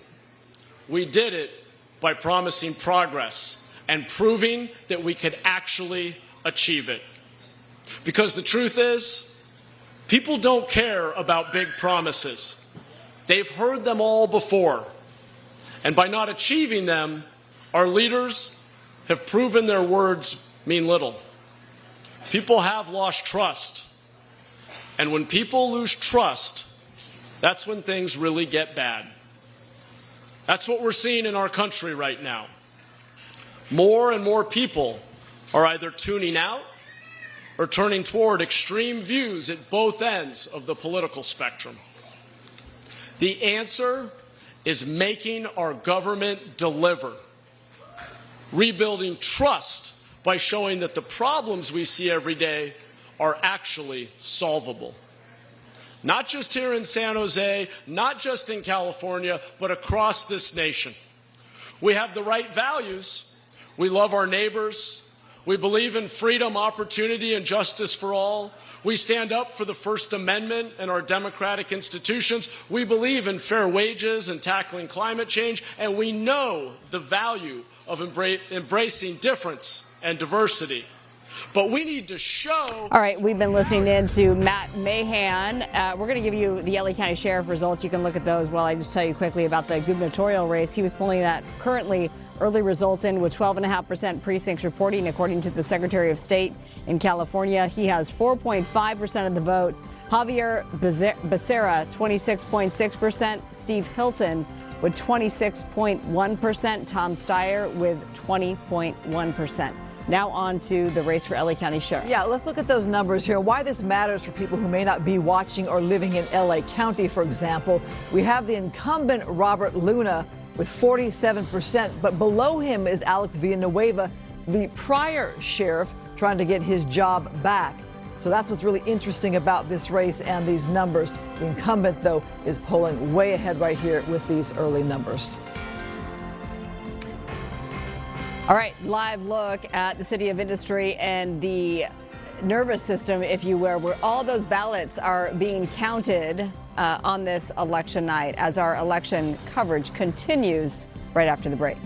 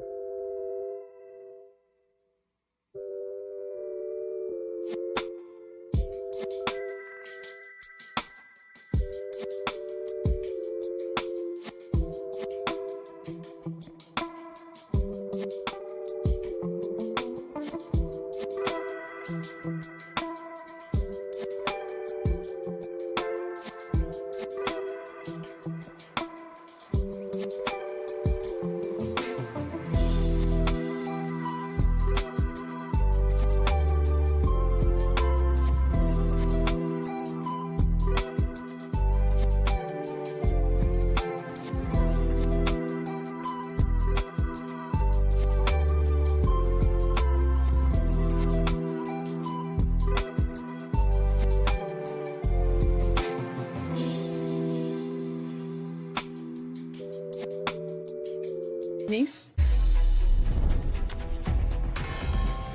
Welcome back to Election Night Live, the California primary, looking live at the headquarters for Mayor Karen Bass, hoping to keep her seat. Not clear if she has arrived at her campaign or election headquarters on this election night. This is in Koreatown. Take it out to Spencer Pratt's headquarters as well. This is in West LA. And there we have a popular figure there in the red coat and black hat there. When it comes to Hollywood, we are looking at two people talking right now. I'm sure there's much more of a festive party in the background there. We're going to check back later. And right now, let's get you a look at some of those numbers that are coming in the LA mayoral's race as the polls closed 40 minutes ago. Here's a look with 45% precincts reporting. Bass with the lead of 37%, Pratt 30%, Rahman staying steady with 20%, and Adam Miller 4%. So Bass with a lead outright. However, Pratt has been picking up as more and more reporting has come into play. In the governor's race, we now have gubernatorial candidate Antonio Villaraigosa. He has conceded in that race. Of course, the former mayor of LA, he issued a statement. It reads in part, tonight didn't turn out the way we hoped, he says. He calls it an inflection point on issues including housing, affordability, and the cost of living, and pledged to remain engaged, saying, quote, I'm not stepping aside from the cause, only from this race. We do have some election results, some races that have been called, but really races that are really no surprise. Shirley Weber wins Secretary of State. She is the Democrat incumbent. She was challenged by a Republican and Orange County Supervisor Don Wagner, this being more of a Democratic state. Not a big surprise there. Also, Malia Cohen for State Controller. That race has been called. And for Attorney General, the Associated Press has now just officially called that race. Rob Bonta, incumbent, will remain the Attorney General of California. Michael Gates out of Huntington Beach was the Republican challenger. Bonta holding on to his seat tonight. So basically, no surprises here so far with these results on those races. All right, a hot race being followed closely in Northern California tonight. Who will replace Nancy Pelosi in California's 11th congressional district? State Senator Scott Wiener has been in the lead in recent polling. Let's go live to San Francisco and Betty Yu from our sister station, KTVU. She's at the Wiener election party tonight. Betty? Yeah, I can tell you the mood here is already very celebratory. We're waiting for that first batch of results to drop, but I can tell you State Senators Scott Wiener's supporters and volunteers tell me they're feeling very, very optimistic at this point in the night. I'm joined live right now by State Senator Scott Wiener. How are you feeling at this point? I feel great. A little bit tired, but very energized. We've gotten such great response from the voters. People really want change. They want us to address the real problems that people face with affordability, more housing, a more universal health care system, universal access to child care, paid family leave, all the things that make people's lives better. And, of course, sticking up for the rule of law and democracy. A lot of San Franciscans have said that affordability, the cost of living, homelessness, those are some of their top priorities. What do you think about your platform resonated with these voters? Well, I've been working for years on, particularly on just changing completely how we approach housing so that we can build enough housing, and then also forcing insurance companies to cover more kinds of treatment and capping costs for people. So this is the work we've been doing for a long time, expanding paid parental leave, for example, expanding child care access. And we need to go big on those issues, because when we look at how Donald Trump came to power, how this disaster happened, part of it is that people lost confidence that government was addressing their problems, and people's lives were getting more expensive and just more difficult with more pressure on people, and that causes people to take risks, and that's how Donald Trump came into power, one of the reasons. And we need to make sure that once we take power back, which we will do, that we act boldly and quickly to reduce people's cost of living. We know Speaker Emerita Nancy Pelosi has long held this seat. If you win, how will you build on her legacy, but also bring your own vision to it? Yeah, I mean, listen, Nancy Pelosi has been a hero on health care. and I want to build on her work. I want to move towards Medicare for all, but until we get there, we have to strengthen the system that we have. Nancy Pelosi did that work. I will build on that work. I also am very focused on housing. Housing is a national problem, and we have not had a national federal housing policy in this country in over 40 years. We have to bring that back and really move mountains on housing. And of course, we need to protect our democracy and stick up for our immigrant neighbors and for LGBTQ people and women's reproductive freedom. All the things that Nancy Pelosi did fight for and that we need to continue to fight for and go very hard to protect people's basic rights. You're the heavy favorite in this race. If you advance to November, what will that runoff look like? Of course, right now, Supervisor Connie Chan and Joyka Chakrabarty are neck and neck in the polls for second, essentially. Yeah, I mean, fundamentally, this race is going to be about who. It's not good enough just to talk about issues. It's going to be about who can actually deliver. And I'm the only candidate in the race with a proven track record of being able to build the coalitions needed to turn bold progressive ideas into bold progressive laws. I'm the only one who's done that, and that's fundamentally what differentiates me from the other candidates. I think this race is also about a broader conversation about the direction of the Democratic Party, and some polling has suggested that Democrats want the party to move more toward the center. How do you reflect on that? Well, what I hear from voters is that whether it's not about moving to the left or moving to the center, it's about delivering results and being focused like a laser on delivering results on issues that tangibly make people's lives better. Things like child care, paid family leave, housing, lower energy costs by having so much more clean energy. These are the tangible things we can do to make people's lives better. So it's not about more left or less left. It's about delivering solutions to make people's lives better and more affordable. Hey, Senator Scott Wiener, thank you so much for your time tonight. Thank you. So again, we are live at the election night party for State Senator Scott Wiener. A lot of people in this room right now. It's very festive, very celebratory, but of course we're still waiting for those initial results to roll in. For now, we'll send it back to you in the studio. All right, Betty, thank you so much. We're going to talk more about some of the big issues here. Rising costs and soaring inflation are top of mind for California voters. California Politics 360's Ashley Zavala joins us now live in Sacramento with a deeper look on election night. We're seeing some of those early results come in for the governor's race. Right now, Becerra and Hilton are out front there. Ashley, any surprised reaction from you there? Exactly what the two highest quality polls that recently came out showed, from the Public Policy Institute of California. Yes, they have and Steve Hilton again moving on and advancing to the November general election. We're having a little bit of issue with your mic, Ashley, so we're going to get that worked out, and hopefully we can have you back here in our coverage. So let's get you caught up on some of those numbers. So early results are that, do we have that? Look, good. Steve Hilton and Javier Becerra, 26% with 13% reporting in so far. So they are tied neck and neck. Tom Steyer, 20%. Chad Bianco with 12% right now. We're reminded as we look at these numbers, though, Republicans were thought to be voting earlier on in this whole election process. So the fact that you see Steve Hilton there as a Republican ahead in this figure right here may speak more to the people who voted early and the votes that have been counted early. We do 13% of the precincts reporting here. These numbers are very likely to shift and change throughout the night and the days. All right, be right back.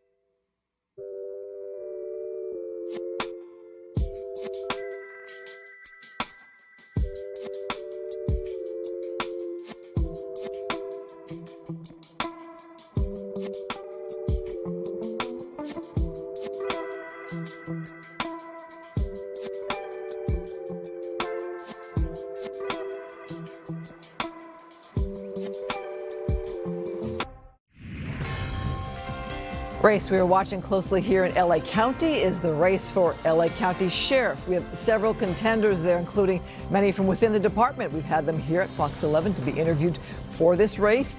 They're trying to unseat the incumbent Robert Luna.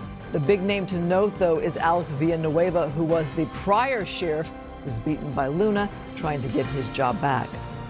And in fact, one of those candidates, Villanueva, he is hosting an election night watch party, and that's where we send things over to Ed Lascos, live there in Commerce with more. What are we hearing from Alex himself? Well, you're right about that, Marla. Alex just took the stand here, about 5 minutes ago, standing ovation.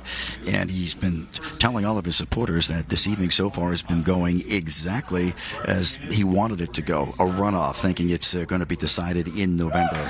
You could hear the crowd. He just said, Alex Villanueva, hard to hear from back here, but he just said, we are going to take the fight to November, to the incumbent, talking about Sheriff Robert Luna, the man who defeated Alex Villanueva 4 years ago.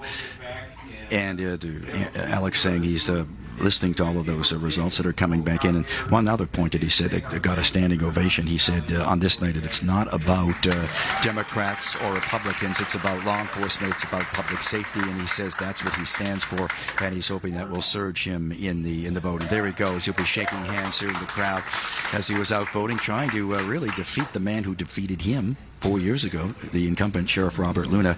And interesting when you look at Alex Villanueva, and you know the backstory in his 4 years from 2018 to 2022, 4 years marked as a bit of a lightning rod, always fighting with the Board of Supervisors.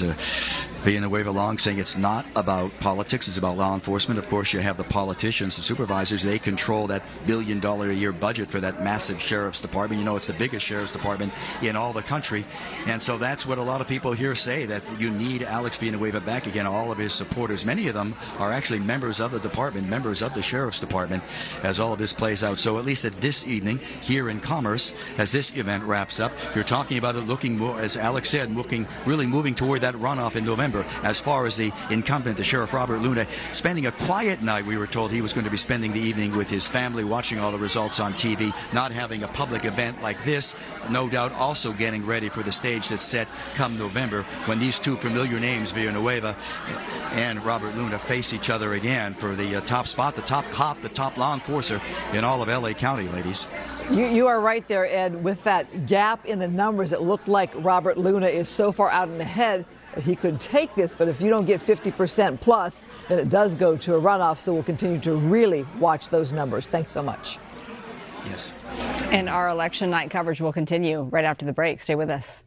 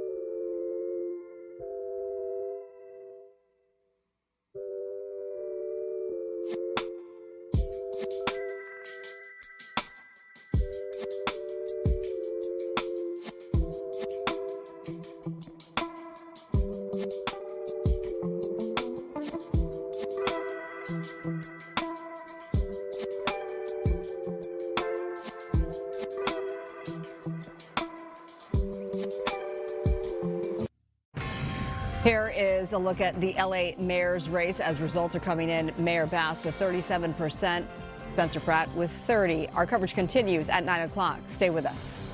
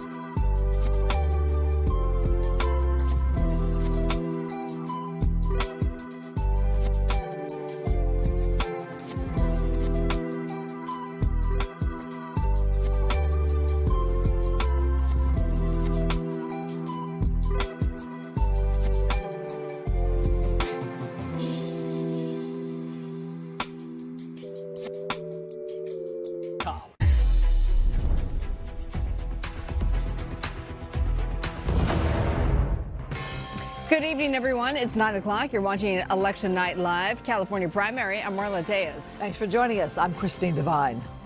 Let's kick off the hour with a look at the latest numbers in the LA mayor's race. There you go, with 46% of precincts reporting Karen Bass, with 37%, Spencer Pratt with 30%, Nithya Raman 20%, and Adam Miller coming in right now with 4%.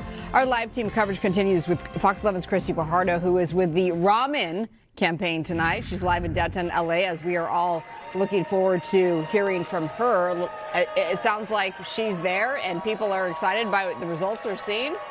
She is here at Boomtown Brewery, but right now some campaign staffers are actually thanking volunteers because it has been a very grueling, as you can imagine, past few days. And, you know, going into this campaign, Nithya Raman was facing some very difficult headwinds. She's a Democratic Socialist. She also did not have the name recognition of her competitors, Mayor Karen Bass and Spencer Pratt. She also didn't have their financing, but her campaign says what they did have was weaponized people who knocked knocked on hundreds of thousands of doors, and they tell us despite those numbers, they are feeling pretty good right now. But I want to show you her arriving earlier this night, just right after the polls closed. The city councilwoman started the morning, though, voting alongside her family in her district in Silver Lake. She spent the rest of the day campaigning, making phone calls, and urging voters to make sure they went to the polls today. Her father was also canvassing and told us earlier how excited he is and how good he feels about this election. Raman herself says she wants to enjoy what's left of the night and tells us she's given her run everything she has. She had less time to campaign than her competitors, declaring her run right before the deadline to file. She had previously endorsed Bass, but now hopes to face off with her in November. Here's what she told us when she arrived. I think really what happens tonight is anybody's guess, and it all depends on the voters, but this is now my third election in the city of Los Angeles. And every single time I've always told myself the voters know what this city needs for them. And so I trust that they'll pick the right candidates to fight for the city's future. And while we were in video, we actually heard a campaign staffer announcing that she will be addressing this crowd later on tonight. Right now, though, they just want people to let loose and have a little fun. And Raman herself tells us she is not expecting to know the final results or the outcome tonight, so she too plans on relaxing. Live in downtown LA, I'm Christopher Hurdle. Send it back to you. Christy, the numbers show her in third place right now, which means she would not make it to the runoff if these numbers were to stand. How concerned are the people there about the numbers we're seeing at this hour? They're not overly concerned. They tell us that they did a lot of canvassing in the last couple of days trying to get people to the polls, so they feel that they're going to have some strength in the votes that were cast in person. And of course, much of what you're reading and seeing are mail-in votes. Christy Fajardo live for us there in downtown Los Angeles. Thank you, Christy. We are going to check some numbers. Thanks, Christy, right here. So here you have 46% of the precincts reporting. These are your front two when it comes to the mayor's race here in Los Angeles. Incumbent Mayor Karen Bass, challenged by Spencer Pratt there with that second place slot at this hour with these numbers. Overall, here's what you're looking at there. Nithya Raman at 20%. And Adam Miller, they're trailing at 4%. Again, the night is young. The numbers are early. We're still watching this. In the meantime, incumbent Bass has arrived at her election headquarters for tonight. Let's get out to Nick Garcia. We understand that she may be speaking in the next minute or so, Nick. Yes, we do know that she has arrived. I'm trying to get an update for us as quickly as possible. You see Council member Monica Rodriguez speaking to the crowd now. The room has really filled up. It definitely has felt like a party. The crowd here very fired up and excited about what may happen tonight, even if it leads to a runoff. They're hoping that the numbers will really show some favorability for the mayor here. So we've been listening to speakers take the stage, union members, different community members, even celebrities. Funny women Kim Whitley and Yvette Nicole Brown took the stage maybe 20, 30 minutes ago. So that's really what we've been seeing here. And as I said, we're waiting for the mayor to make her way to the stage any moment now. I do not have eyes on her at this time, but I've been keeping a close eye on that door to see when she might be popping on. Let me just see. Do we have an update on when the mayor might be coming? 2 to 5 minutes. 2 to 5 minutes straight from the source. We've got that right there. So maybe 2 to 5 minutes, the mayor will be here and is expected to address the crowd. Yeah, well, Nick, since you're out there in the crowd, not sure if you've seen the numbers. You've heard her reporting, though. She's right now leading 37%. Bass, Pratt, not all that far behind with 30%, 46% of the precincts reporting. Let me just ask live on the air, are we going to stick with Nick and see if, in fact, we're going to move on?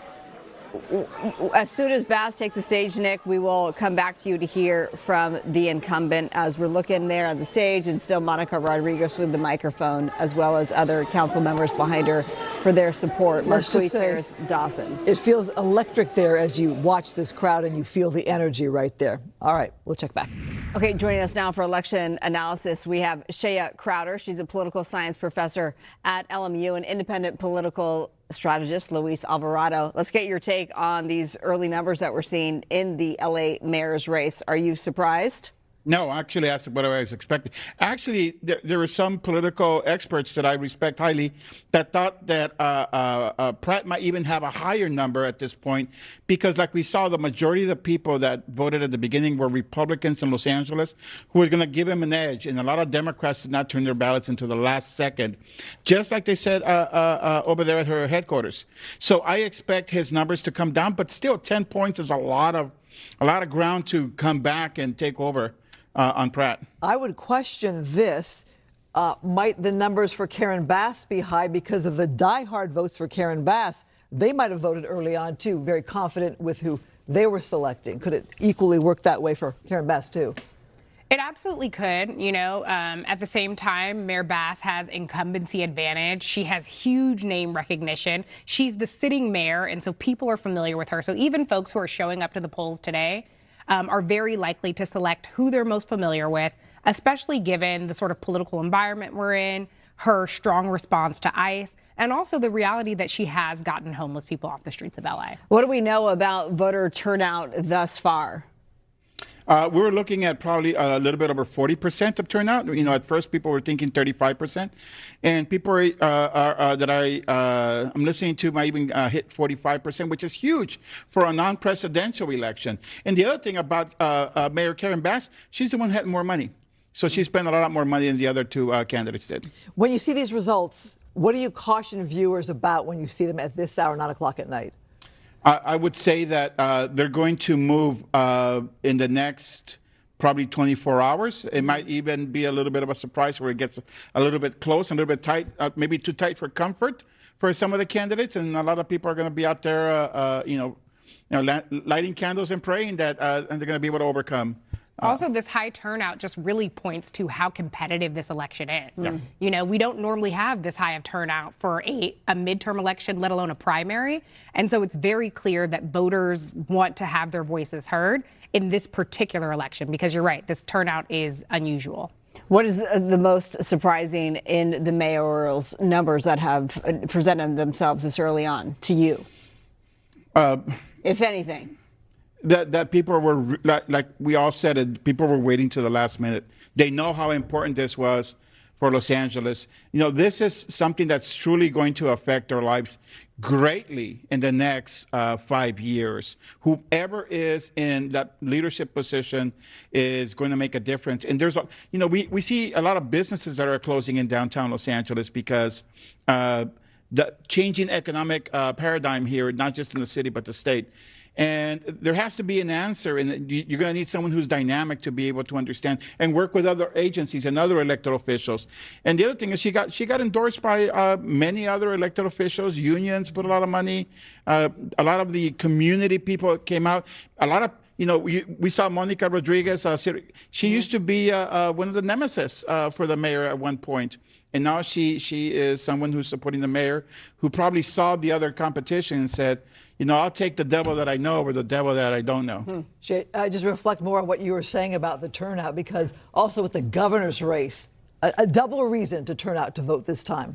Exactly. I was speaking with one of my colleagues at LMU, and he said, do you remember who ran against Gavin Newsom in the last midterm election? And the truth is, no one does, because that was not a competitive election. He was the incumbent. People knew that he was going to be at the top of the ticket and that he would win. This is such a crowded primary.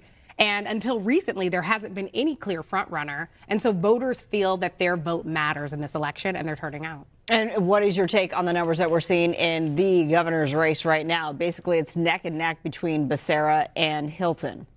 I think, similar to what we've heard tonight, a lot of what we see reflects those mail-in ballots and the folks who voted early. At the same time, we're not all too surprised that those two are the front runners. And I think that we might continue to see those numbers toggle between the two of them as, more votes are collected. So back to the mayor's race, I'll reflect on the question that I asked Luis as well. Have you reflect on that? Viewers, as you're watching these numbers right now, 9 p.m., what do you caution them to be wary of or to wait and watch and see? I think the thing to keep in mind is that we will not have the final tally for several days. At the same time, the numbers that we're seeing right now are pretty indicative of what we can expect. And so I think that, we certainly have some clear indications of what the ballot might look like in November. But I think back in the early numbers with Bass against Rick Caruso, and Rick Caruso was really, he was out front. He was leading. And the ballots came in after the fact, and then Bass took the lead. And it was a significant shift.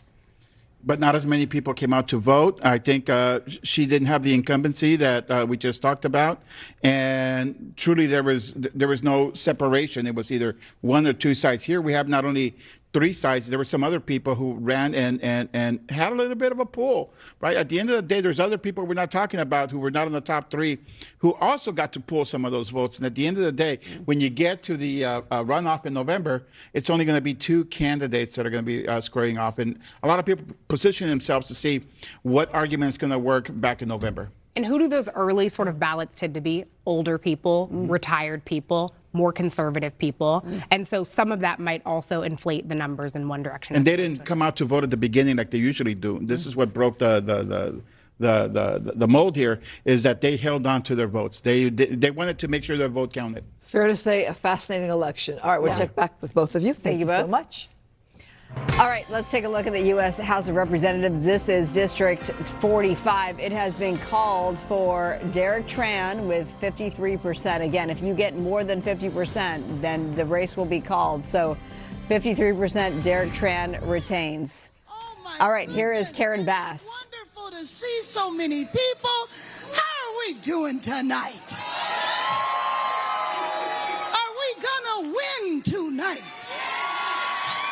I will tell you, it's looking good so far. We got a lot more to go, but so far it's looking good. And I am so glad to be here with everyone on a night. In a couple of hours, we will declare victory. And let me just say, first of all, let me thank everybody standing behind me, because this is my family, my whole family that are here. My two grandsons in my first campaign, they're now taller than me. My nieces and nephews who have grown up over the last few years. Let me just say that we can't do anything without our families. Our families who put up with all that we have to go through when we choose public life. And I just want to take a minute to tell you how much I love you for standing there with me throughout thick and thin, and everybody here for your support. We have led a grassroots campaign because we want to bring change to our city, and that's what we've been doing, and that's what we're going to continue to do. I want to thank the elected officials who have stood with me. I want to thank the leaders of community organizations that have stood with me. My partners in the labor movement. And I think I see the Beyonce of labor, who hasn't been speaking to me for a while for a very good reason, but I am so glad that she is here today. That is Yvonne Wheeler, the head of the County Federation of Labor, because we are a union town, and we are a town that understands that union jobs are the way we deal with affordability. And David Green over there from SEIU 721. And let me just say, we also have leaders of the business community here, because it takes the business community, the labor community, grassroots organizations. We can have the city that we know we all deserve. Los Angeles is where I was born and raised. Los Angeles is the city that I love. Los Angeles is the creative capital of the world, where we dream and we make our dreams come true, where our industry was leaving, but we're bringing it back. We're bringing it back because we understand the good jobs and the business opportunities that come from the creative industry. We're going to build a city where parents and kids do not have to navigate tents because in the nation's second largest city, there should never be anybody that is sleeping on our streets. We are a city that can deal with this, and we have been doing it, and we are going to continue. We are a city where things have been not affordable over these last few years, but we're going to continue building the housing that we know we are needed in this city. 42,000 units are already underway, and in the next 4 years, we're going to finish those 42,000 units because we know that that's the key to affordability. And we are a city that is unified. You just think this Saturday marks 1 year from the dark day in our city when we all had to face the raids by ICE. And they thought that they were going to divide our city. But nobody divides Angelenos, right? Because we stand up for each other. Because I don't care where you're from, when you got here, or why you're here. You are an Angeleno, and we are going to fight for you, and we are going to protect you. We want a city where you can go out and walk at night because the street lights are on. And we got 60,000 of those street lights that are being turned on right now, and sidewalks that are going to be fixed because we're going to fix our infrastructure. Over these last 3.5 years, working with my partners on the city council, and I see several of them here. I think I saw Monica Rodriguez and Isabel Gerardo, our council president. Everybody here, we are going to work together to make sure that this city thrives, that we have business opportunities, that we have work opportunities, and when the world comes in 10 short days, the world will be here for the World Cup, and we're going to show them the magic of Los Angeles. Over these last 3.5 years, we have laid a foundation, and we're going to build on that foundation because we know what a city we have and what a city we can be. And let me just say that tomorrow begins the second half of this journey. Now, you stood with me for the first half. Will you stand with me all the way? Will you stand with me all the way? What happens when we fight? What happens when we fight? Well, let me just tell you, that's what we've been doing over these last few months. We've been fighting because we're not going to let somebody turn back our clock. We are not going to do that. We are going to continue moving our city forward because this is the greatest city in the world. And I just want to tell you from the bottom of my heart, I love you. I appreciate you. I appreciate you for believing in me. I appreciate you for standing with me when others doubted me because you know who I am. I have devoted my entire life to serving the city that I love, where I was born, and I'm going to continue to do that all the way to victory in November. Thank you, thank you, thank you, thank you. All right, you've been listening to LA Mayor Karen Bass in her fight to retain her mayoral position in Los Angeles. We're going to send you after break with a look at the latest numbers. More of our election coverage right after the break.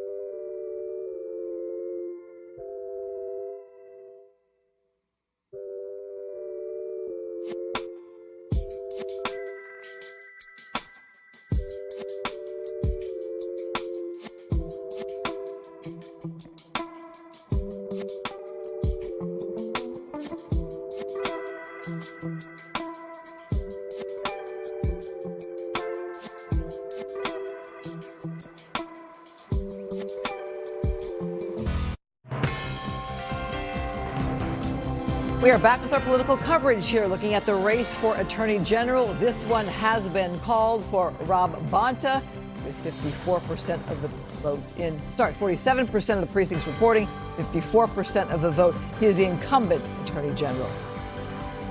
Taking a look at the latest numbers for California governor, here it is. Steve Hilton with a slim lead with 48% precincts reporting, 26.7%.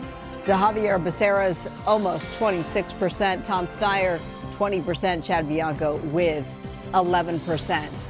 And let's give you a live look, in fact, at Republican Steve Hilton's election night base. This is a live look in Huntington Beach. We have our Rachel Aragon. She is a reporter on hand. It is quite the crowd. Obviously, they're waiting to hear from Hilton himself. We will certainly check back in with her and get a live report in just a bit. In the meantime, Tom Steyer is trying to turn his business background, the billionaire and political network, into a path to Sacramento. He's reaching for the job of California governor with the fourth largest economy in the world. Zach Sauce from our KTVU sister station is live in the Bay Area at Steyer's watch party. He is now polling, as you heard and know, third with 20%. How is that resonating with the crowd there, Zach? Well, I would say that most of his surrogates are still feeling pretty confident right now, and I will say that we did speak with a spokesperson just a short while ago who really was starting to temper expectations. And here's Tom Steyer right now, so we're just going to step out of the way and let you take a listen.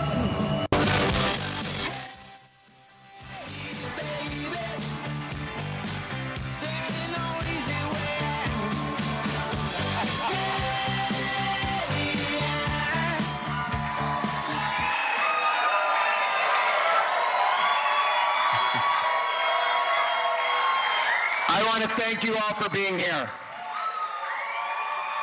It might take some time to figure out where this is going.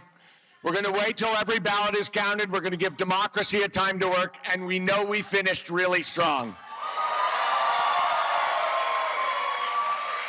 We're here tonight because our state is in crisis, and so is our nation. California is the richest state in the richest country in the history of the world. It's unacceptable. All right, we are going to interrupt Tom Steyer there to bring you Nithya Raman. Word is that she is going to be conceding in the race for LA mayor. Let's go ahead and listen in. Hungry for that vision, and we were right. We were right. Look at all of you. But here's the reality. Here's the reality.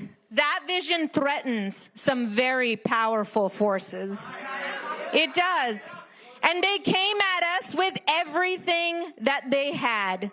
The corporate landlords, the city hall insiders, the corporations who have spent years making sure City Hall worked for them and not for the people.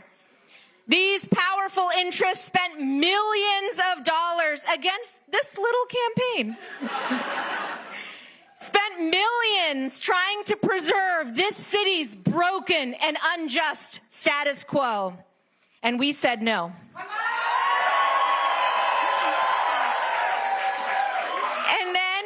And then came the MAGA machine. They saw an opportunity in Los Angeles to buy a foothold in our beautiful city to advance a dark agenda. They poured money in from all over the country. They brought the right-wing media, the political ecosystem to bear, and attempted to infuse our city with hate, with fear, and with cruelty. But we said no.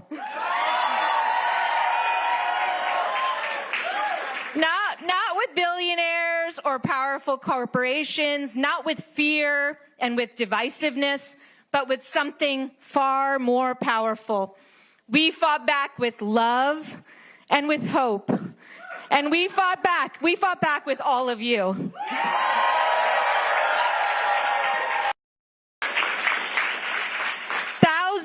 Thousands of you donated whatever you could and helped us unlock the largest matching funds haul for a primary in LA history. You helped us shape plans and policies for what we can actually build in LA together. And then you knocked on doors in every corner of the city and told voters about those plans. You made phone calls after long days at work. You hosted events in your living rooms and your backyards. You stood outside grocery stores with clipboards. You made your own incredible videos. Absolutely incredible. Did you guys see some of those incredible videos? You talked to your friends, your families, your coworkers. You found 100 different ways to help this little campaign grow and to bring more people into this fight for a better LA. And it was so beautiful.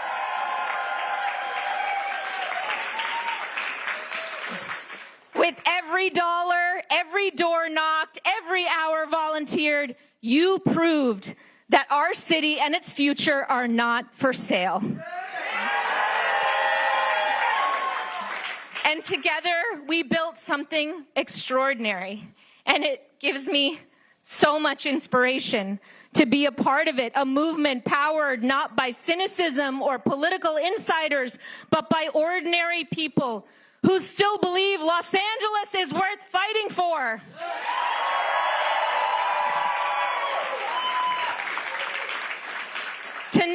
Tonight may not give us a final answer on this race. Many thousands of votes will be counted in the days ahead, and we may not get an answer we like, but regardless of what happens next, nobody can take away what all of us have built together.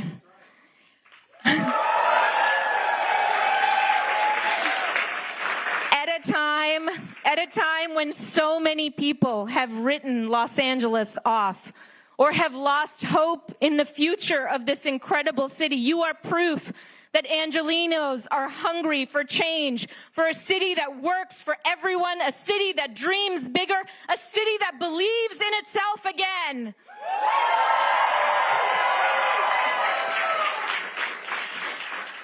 There are so many people who helped us get to this moment, and I'm sorry you're going to have to bear with me while I thank just a few of them. To our campaign's leadership, to Ian, our incredible campaign manager, to Tessa and Katie. Thank you for what you put together. We built a real viable campaign in record time, and it was only because you all gave it everything you had. To every single member of our campaign staff, Jeff and Courtney, who were there from the beginning, Jamie, Megan, our super volunteers, too many to name, my council office leadership, Michelle, Andrea, Day, Stella, Sarah, Armida. Your passion, your talent, your creativity, and your belief in the city carried us to this moment.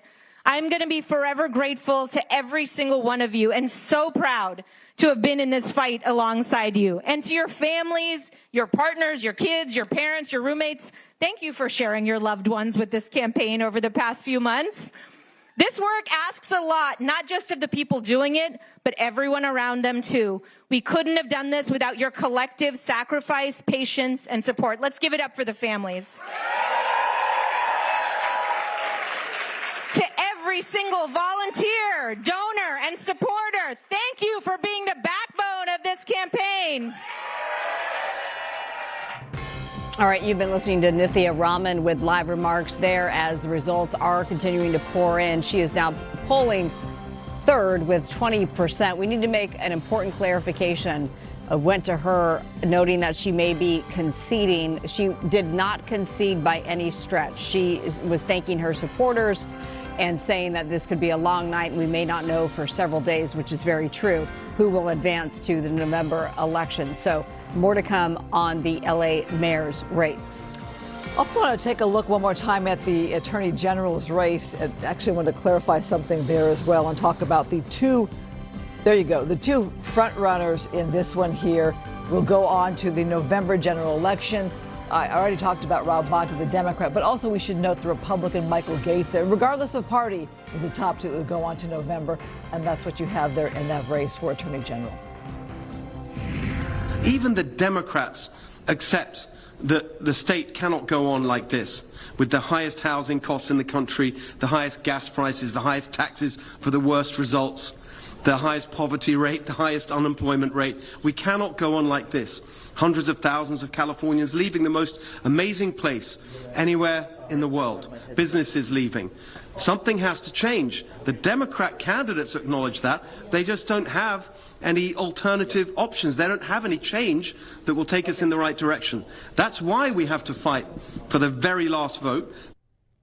All right, the latest numbers for California governor, here they are. Hilton with almost 27%. Javier Becerra right behind it with almost 26%. Tom Steyer, 20%. Chad Bianco with 11%. And our live team coverage of Election Night continues in Northern California. For a closer look at the governor's race, we turn things over to Greg Lee from our sister station in San Francisco. You're live with an update. Let's get your thoughts on the neck and neck between Becerra and Hilton. No surprise, right?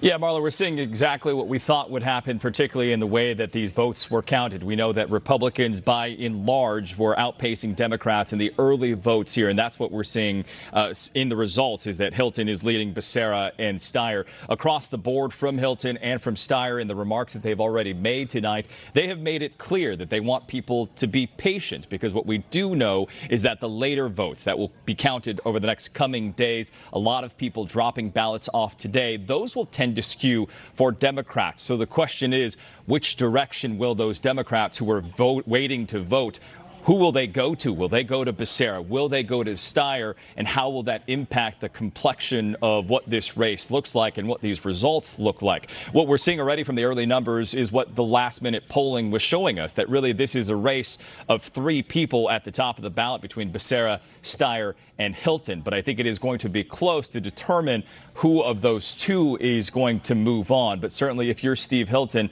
cause for celebration, at least early on tonight, to know that Republicans came out in large number early. The question is, can they sustain that kind of momentum, particularly with the registration advantage the Democrats have in the state of California? Talk about why this race, the California elections in general, even here in Los Angeles, have gotten so much national interest. Yeah, I think when you have a person like Governor Gavin Newsom that has led this state for the last 8 years, that has been so much on the national stage as he continues to prepare for what is next in his political career. Many of us know that is likely to be a run for the White House. There's a lot of attention on this state. Gavin Newsom, the state of California, has clashed with the federal government, with President Trump. And now the question is, who will take the mantle from here? The fourth largest economy. You hear the governor talking about that all day. And certainly who leads this state next will have huge implications. One thing I mentioned tonight on our air is that all of these candidates, whether they're Republican or Democrat, have agreed that our state is facing some major issues. And all of these candidates across the board have talked about how change is needed. And top of that list is about the cost of living, as that has been a #1 issue for voters. So all of these candidates, Hilton, Becerra, Steyer, and the rest, making promises on how they will impact the cost of living for the everyday voter, for the everyday viewer. And so that has certainly caught the attention of a lot of folks across the political spectrum and across the country. And I think it will continue to do so because this race is being so closely watched. All right, very good. And we appreciate you watching it along with us. Greg Lee from our sister station in the Bay Area at KTVU. Thank you so much. Thanks, guys. Let's get you caught up in the race for California Secretary of State. You see there the red check marks. That means those will advance to the general election. So Shirley Weber, who is the incumbent, will then face off with Don Wagner from Orange County Supervisor in the November election, with 56 to 40% there. Live look from the City of Industry. This is the Nerve Center. Earlier in our coverage, I called it the nervous system. Look at the frenzy there at this hour. Yeah. They're counting ballots as we speak. Absolutely. It continues, and our coverage continues right after the break. Stay with us.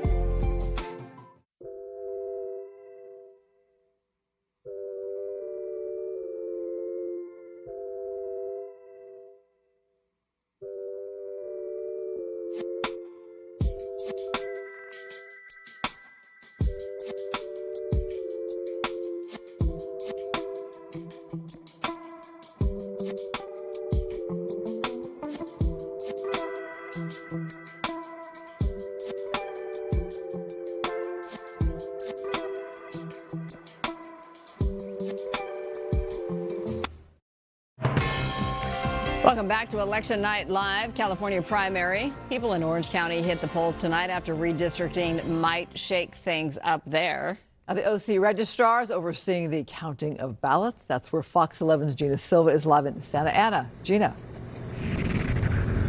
That's right. Early returns are showing about a 21.5% voter turnout. Of course, that number will climb as the night goes on. Now, earlier we spoke with voters as they were heading out, and this is what they had to say. Anti-Trump. Anything that Trump does is bad. So the candidate has to come out against ICE, against Trump. That's my number one. I just vote Republican. If I don't understand who they are, I vote Republican for my party. And anybody that Hal Jarvis's Proposition 13 is for, I vote for them too. Gotcha. I can't remember how many actual flyers I kept at the house of how much money is being spent on this campaign. And at the same time, it's important. This is why we need to come vote. Because if it wasn't important, they wouldn't be spending millions of dollars to sway us one way or the other.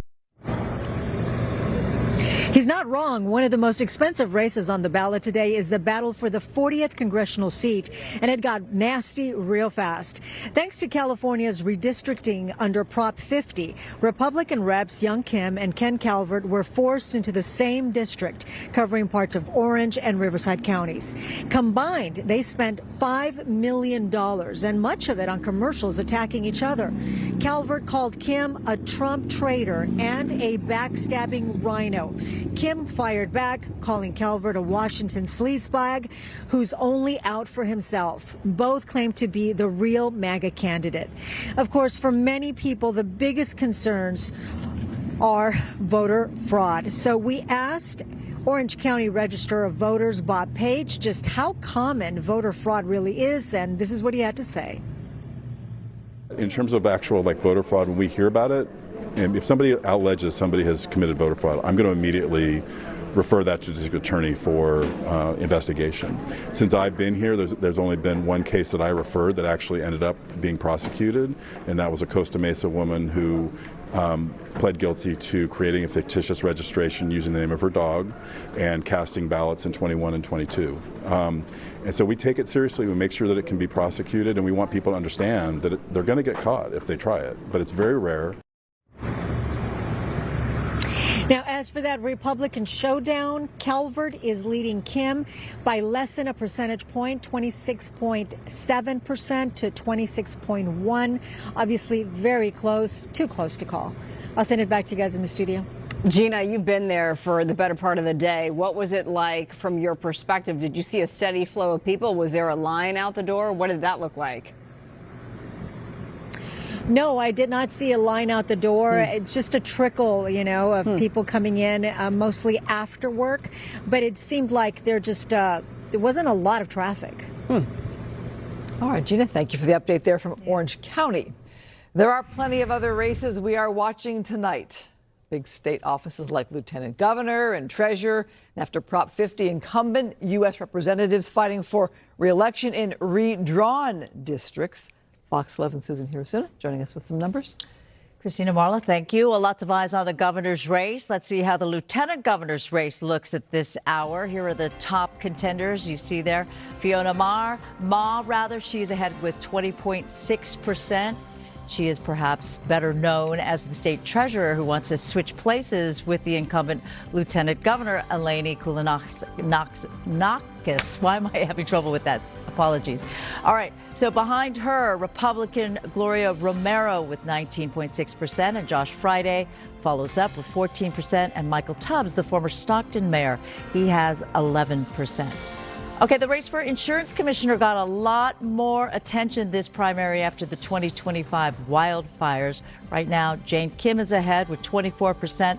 Right behind her, though, Democrat Ben Allen. Looks like those two may be on their way to facing each other during the general. But following him, not too far away, Stacey Korsgaden and Republican Robert Howell. All right, let's move on to the most highly contested congressional. I moved too far ahead. This is the treasurer's race. Democrat Eleni Kounalakis, as I just mentioned, the current lieutenant governor, leading the pack to become the state treasurer. Right behind her, Republican Jennifer Hawks, and then following behind Ana Caballero and David Serpa. All right, now getting the most recent numbers from District 6. You may remember that Kevin Kiley, who is a friend of Fox 11 many times on our air, his district was redrawn. He changed his party affiliation to independent. He's in the lead with 25%. So looks right now that the race has been called with that red check mark. So he will face Richard Pan in the general, but it could very well be that he'll get to go back to Washington. All right. Next up, we have that District 40 race that Gina Silva was talking about. This race had all those nasty ads, and right now, not yet called as yet, but looks like Ken Calvert has more of the percentage point than what Gina mentioned. So at least right now, it looks like Ken Calvert has 35% over Young Kim's 20%, and the Democrats are far behind. Okay, one race that has been called, that is the race for District 45, Derek Tran. So he will go back. He's the incumbent. He will go back to Washington. His seat is safe, rather. And then finally, this is District 26. This is actually the one that I think was supposed to be the Senate seat. Didn't we change this, producer Anaya? We were watching this seat. If this is the state Senate race that we were talking about, this is actually the race that we wanted to follow was not that race. It was the state Senate race. That's only because there was a trans woman that was in the group, Maybe Pudlo, who also goes by Maybe A.Girl. She didn't top crack the top 4. So it looks like it will most likely be Sarah Hernandez versus another Democrat. So I apologize. I didn't quite finish that script. But that race was highly contested with a lot of big names in that race. Yeah, a lot of, it was Juan Camacho. Wendy Carrillo. And Wendy Carrillo was part of that one, yes. But it was an interesting twist to have somebody in there and did fairly well for a first time out as a first time candidate.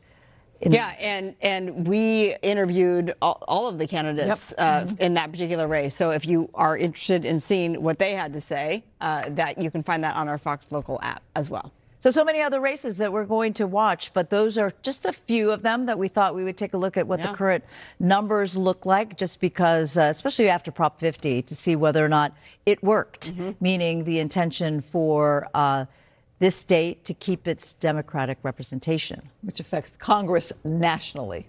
Exactly. All right, Susan. I'll see you guys later. All right, Susan, thanks so much.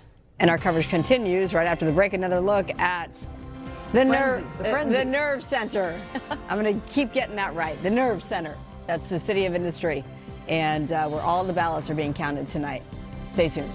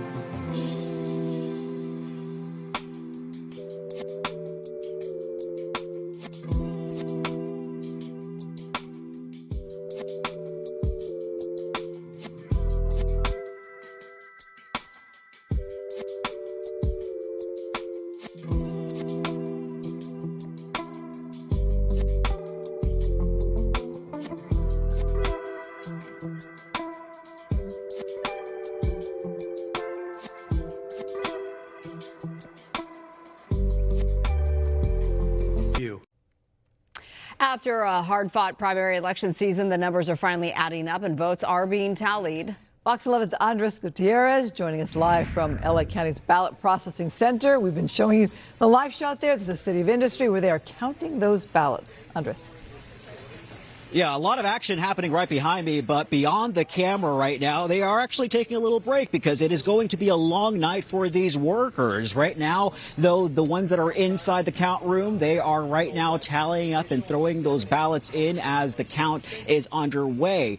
That is what's happening in here. Let's take you and walk you through what's happening on the outside. Right now, all across Los Angeles County, poll workers are packing up their ballots, sealing the equipment at those different voting centers, and sending everything back here to the City of Industry. Some of those ballots will arrive within the hour. Others will take longer because, remember, this is a county that stretches all the way from the high desert to the harbor, and every ballot has to make that trip out here. So the first results released tonight only represent a portion of the vote. Election officials expect a flood of ballots to be dropped off that were dropped off today still has to be processed. So that means that some of the closest races may end up very different from a day or two from now.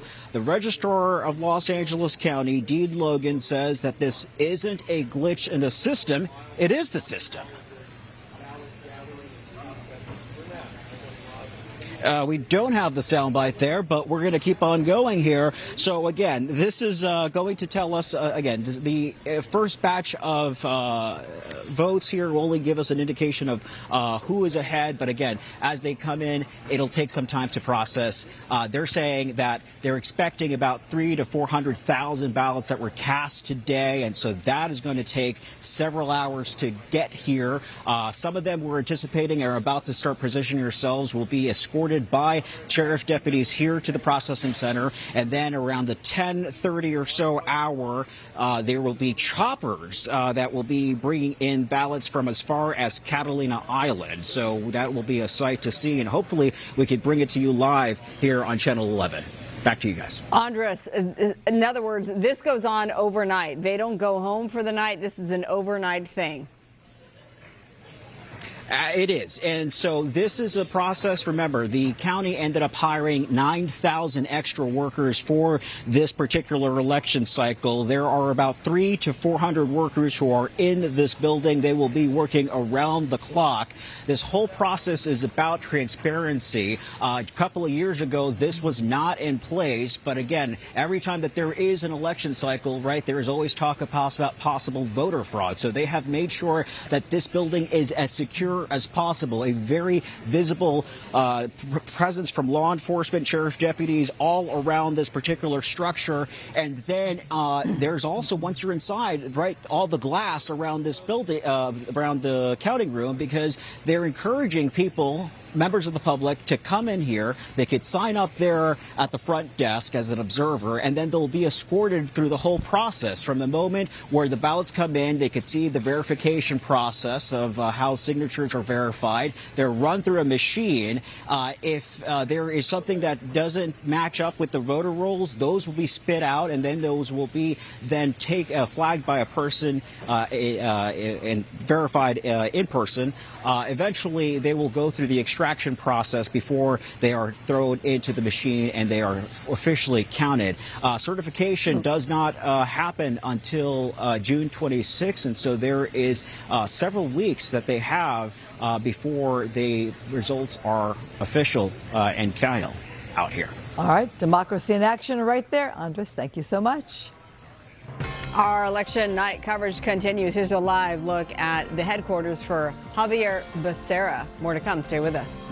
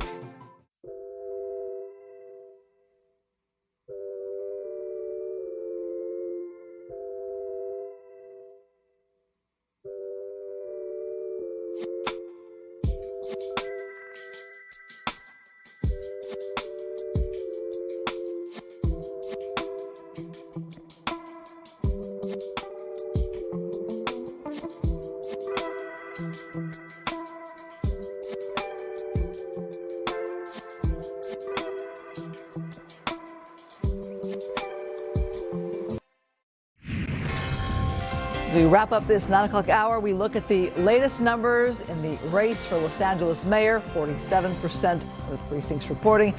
Mayor Karen Bass, the incumbent, with 37%. Spencer Pratt at 30%. And Nithya Raman at 21%. A look at the race for governor now. Steve Hilton with almost 27%, Javier Becerra's almost 26%. This is 49% of the precincts reporting. Our coverage continues at 10 o'clock, so stick with us right here. We'll see you at the top.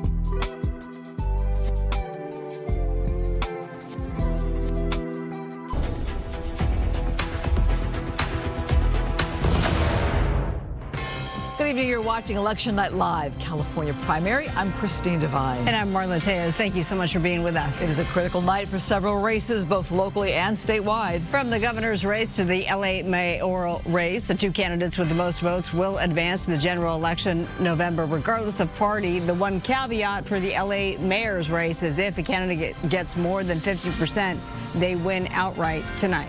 Look at those numbers, though, in the LA mayoral race. Councilmember Nithya Raman and Spencer Pratt are both the top two candidates trying to unseat incumbent Mayor Karen Bass. We look at the numbers here. Mayor Bass is leading with 37%. Spencer Pratt at 30%. Nithya Raman at 21%. These numbers have pretty much held throughout the night. And looking at the race for California governor, these numbers have held for some time now, with 49% of precincts reporting here. Steve Hilton, Republican, out front with almost 27%. Javier Becerra's almost 26% support. Tom Steyer, billionaire, activist, philanthropist, 20%. And Chad Bianco falling way behind with 11% reporting. Talk now locally. Spencer Pratt running for mayor. Supporters have gathered at a watch party tonight in West L.A. Fox 11's Matthew Seedorf. He's been there all day long, and he joins us now live. The black drape behind you, that's where the action is, and the reporters have to stand on the other side of the action. Yeah, we are oh so close, but yeah, that viewing party is happening right behind us, behind this black screen. Sometimes you hear the occasional applause. We're told that they are watching the numbers very closely there on a big screen, but you can sense the energy. There's a lot of fans out here as well, just trying to be here and get a sense of the energy for themselves, get a taste of it. But if you take a look at this video, you can see Spencer Pratt showing up here this evening on the backside of the restaurant, kind of away from the media. One reporter asked how he's feeling. He's quickly said good. And then a pretty busy day for him, kind of staying out of the media all day long. He went to church this morning, and then he got some waffles. But we did get to speak with his mom right when she showed up here tonight. Here's what she had to say. How are you feeling tonight? Really nervous. My heart's pounding. What are you anticipating in regards to what the results will look like? Oh, I think he's for sure going to win. So he actually launched his campaign at this same location about 5 months ago, and that night there were about 2 cameras here. Tonight there was more than 20, and as you can see, Sam Dubin will show you, there's lots of fans out here as well. We spoke with Billy Bush, who came outside. He's visiting this party. He says that the mood in there is very positive, and we're also expecting and hoping that we can also possibly speak and get some reaction from Spencer Pratt tonight as well. We're live. Matthew Seedorf, Fox 11 News. Matthew, you've been covering the Pratt campaign all along. Are you surprised the fact of the lack of access to him tonight? Was this known when you went to cover him today? Yeah, I mean, the last couple of days, really, he's been staying pretty private, and this venue is really small. So we're kind of under the assumption that it was private. We were hoping that we could possibly get some sort of interaction. But once you're inside there, you can tell that not a lot of opportunities. Well, quite the fan there behind you. All right, thank you so much, Matthew. Now over to Mayor Karen Bass election headquarters, where she already did address her supporters. Quite the crowd, Marla, still there enjoying the festive moment because she is in the lead for the mayor's race, and she was very enthusiastic when she addressed her crowd and said, stick with me through the general election. Yeah, and she even alluded to the fact she thought that she might be able to pull out a victory tonight. So the numbers are continuing to pour in. We'll continue to watch those. Over to Council Member Nithya Raman's headquarters. This is in the Arts District in downtown Los Angeles. Raman also addressed the crowd. She was in tears, actually. She got emotional. She was thanking her supporters, saying that we're not done yet. Those numbers are continuing to, and the ballots, the county will continue. So she's waiting to see where she lands. Again, if 50%, if a candidate does not get 50%, there will be a runoff in the November election, the top 2 vote getters. Yeah, you're right. Karen Bass did say stick with me all the way. And what that means, that could be another term. All right, let's talk now about what's happening tonight, what we're seeing. Political strategist Luis Alvarado, thank you so much for being here. Any surprises at this hour, the 10 o'clock hour, as we're kind of wrapping up our coverage, so to speak? I think the numbers are stagnated now. They haven't moved that much. I think we pretty much know where everybody stands. Looking at Pratt's campaign, not talking to the media, seems very strange to me. you know, his campaign people should probably put him out in front, especially knowing that he may be running against Karen Bass. This is the time where he has the opportunity to talk to the voters, and he's not taking advantage of that. And Karen Bass, I think, did a great job in showing all the support in the elected officials around her. I think they're doing exactly what they need to do. We're looking at a very interesting race from here to November. What does that race look like, do you think? And what does that mean for Karen Bass moving forward? Karen Bass has to go back and get Nizia Brownman's supporters and tell them, I have an option for you. I know that you supported her, but now obviously you're not going to vote for Mr. Pratt. You're going to hopefully look at me, and she's going to have to campaign to earn their vote now. But she has the advantage. She has the advantage being the incumbent. She's going to have the resources, and she has the story to tell. It'll be interesting to see what he says. We want to interrupt you quickly because Steve Hilton is talking right now. He's the candidate for governor among the front runners. Change in November and take our state in a new direction, a fresh start for our state, which is long overdue. But I just want to say something to every single person who voted for me and every single person who voted in this election, whether you voted for me or not. I am here for you, for every single one of you. Because I have to tell you, it's the greatest honor of my life to stand before you now. Well over 1 million Californians have put their faith in me. The number is rising. But here's what I want to say as someone who is a new American citizen. So proud to be an American. So proud to be a Californian. What an incredible honor. The first time I've run for office, over 1 million people and rising, voting for me to take this incredible state in a new direction. And I know that some of you may be watching and saying, who is this guy with a funny accent? Thinks he can be governor of California. Well, you know, there was actually an immigrant who was governor of California not that long ago. Not that long ago. And I remember when I became an American citizen, that certain governor you may remember. He said, congratulations. He made a very nice video. He said, but Steve, you got to get the wrong jacket. You got the wrong jacket. And I made a pledge that day that one day I would get the jacket that Arnold told me to get on my road to being governor of California. And here it is. I am a proud American. There's the jacket. And I am a very proud Californian. A very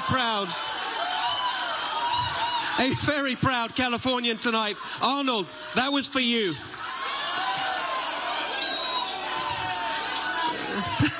Yes, exactly. So, you didn't see it.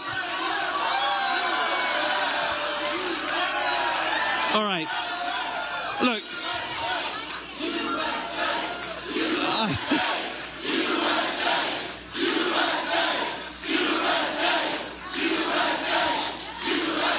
And California. So I've been traveling this state for the last year. We started off a scrappy little startup, just a handful of rebels, believing that this state could be better than it is today. We're already the best place in the world, no question about that. There's nowhere better than California.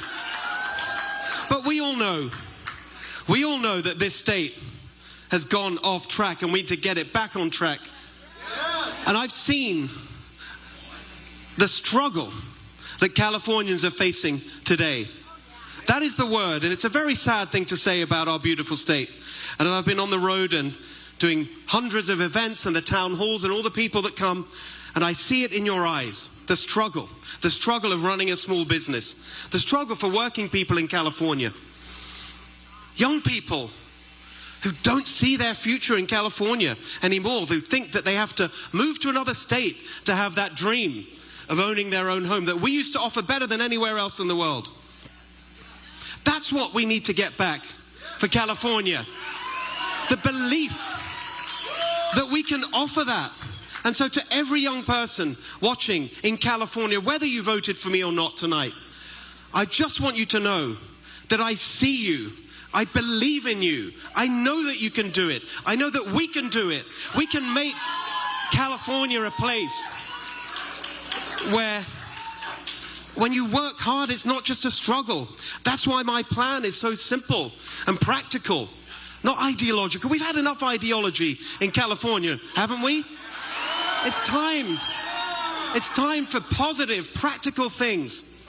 I'm fighting for working people in California so that you can keep more of what you earn. The best way to put money in people's pockets is to take less out of it in the first place.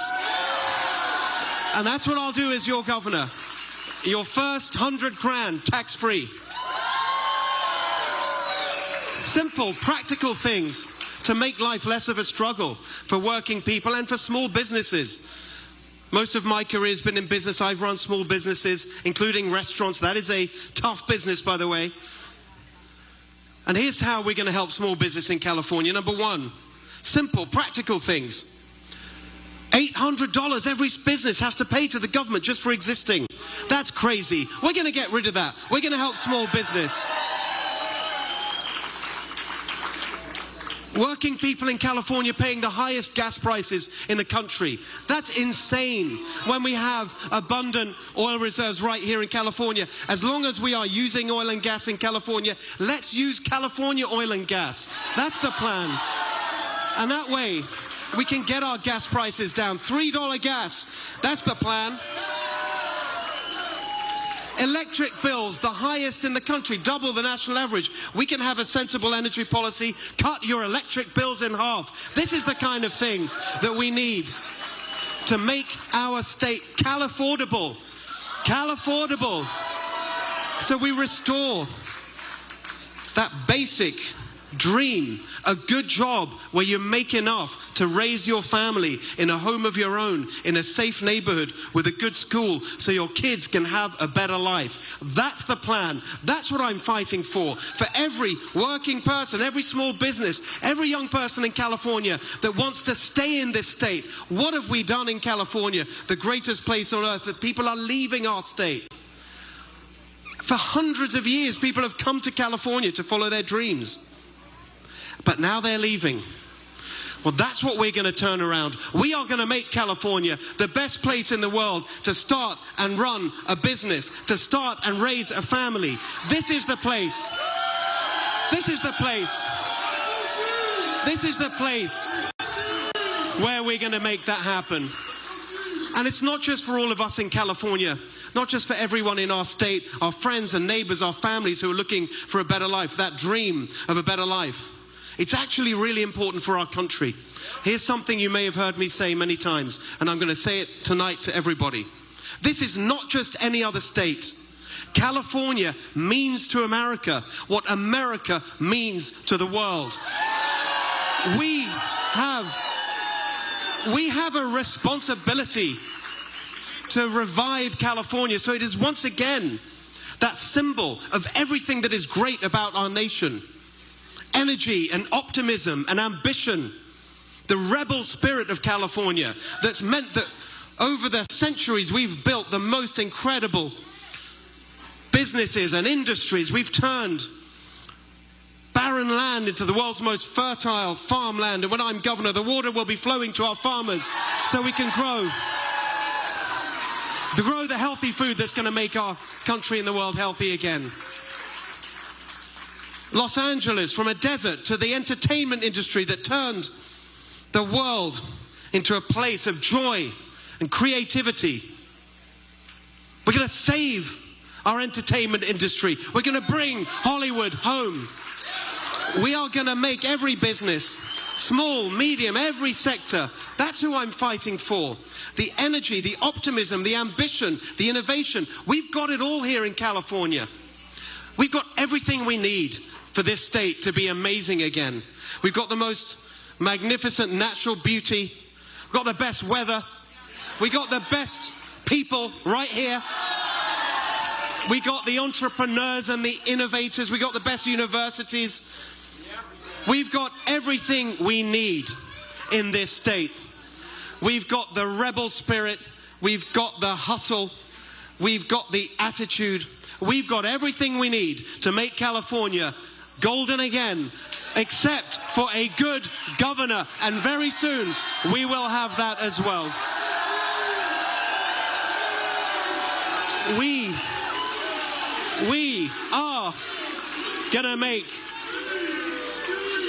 are gonna make that change happen. Change is coming. Change is coming to California. Change is coming. Change is coming. Change is coming. Change is coming. Change is coming. And by the way, not just to California, it looks very much like change is coming to Los Angeles as well. How about that? I think a certain outsider candidate for mayor looks like he's doing pretty well tonight as well. I don't know what it is. Maybe something about what's gone wrong in California is that we've got a failed and broken system, and you've got a couple of outsiders who've never run for office before, leading in the race for governor, looking like he's going to be in the race for mayor. This is our moment. This is our time. It is the time for change. It's time for some balance. We are going to make that happen. And I just want to say, finally, a massive thank you to every single person who's helped make that happen, starting with every single one of you right here in this room. I know from everything I've ever been able to achieve in my life, it's never one person. It is always a team. And I'm proud, by the way, to be the first candidate for governor to put together a team to run, to bring the change we need. And I want to say thank you to my great running mates. Gloria Romero running for lieutenant governor. Michael Gates, the fighter from Huntington Beach, for attorney general. I see Herb Morgan out there.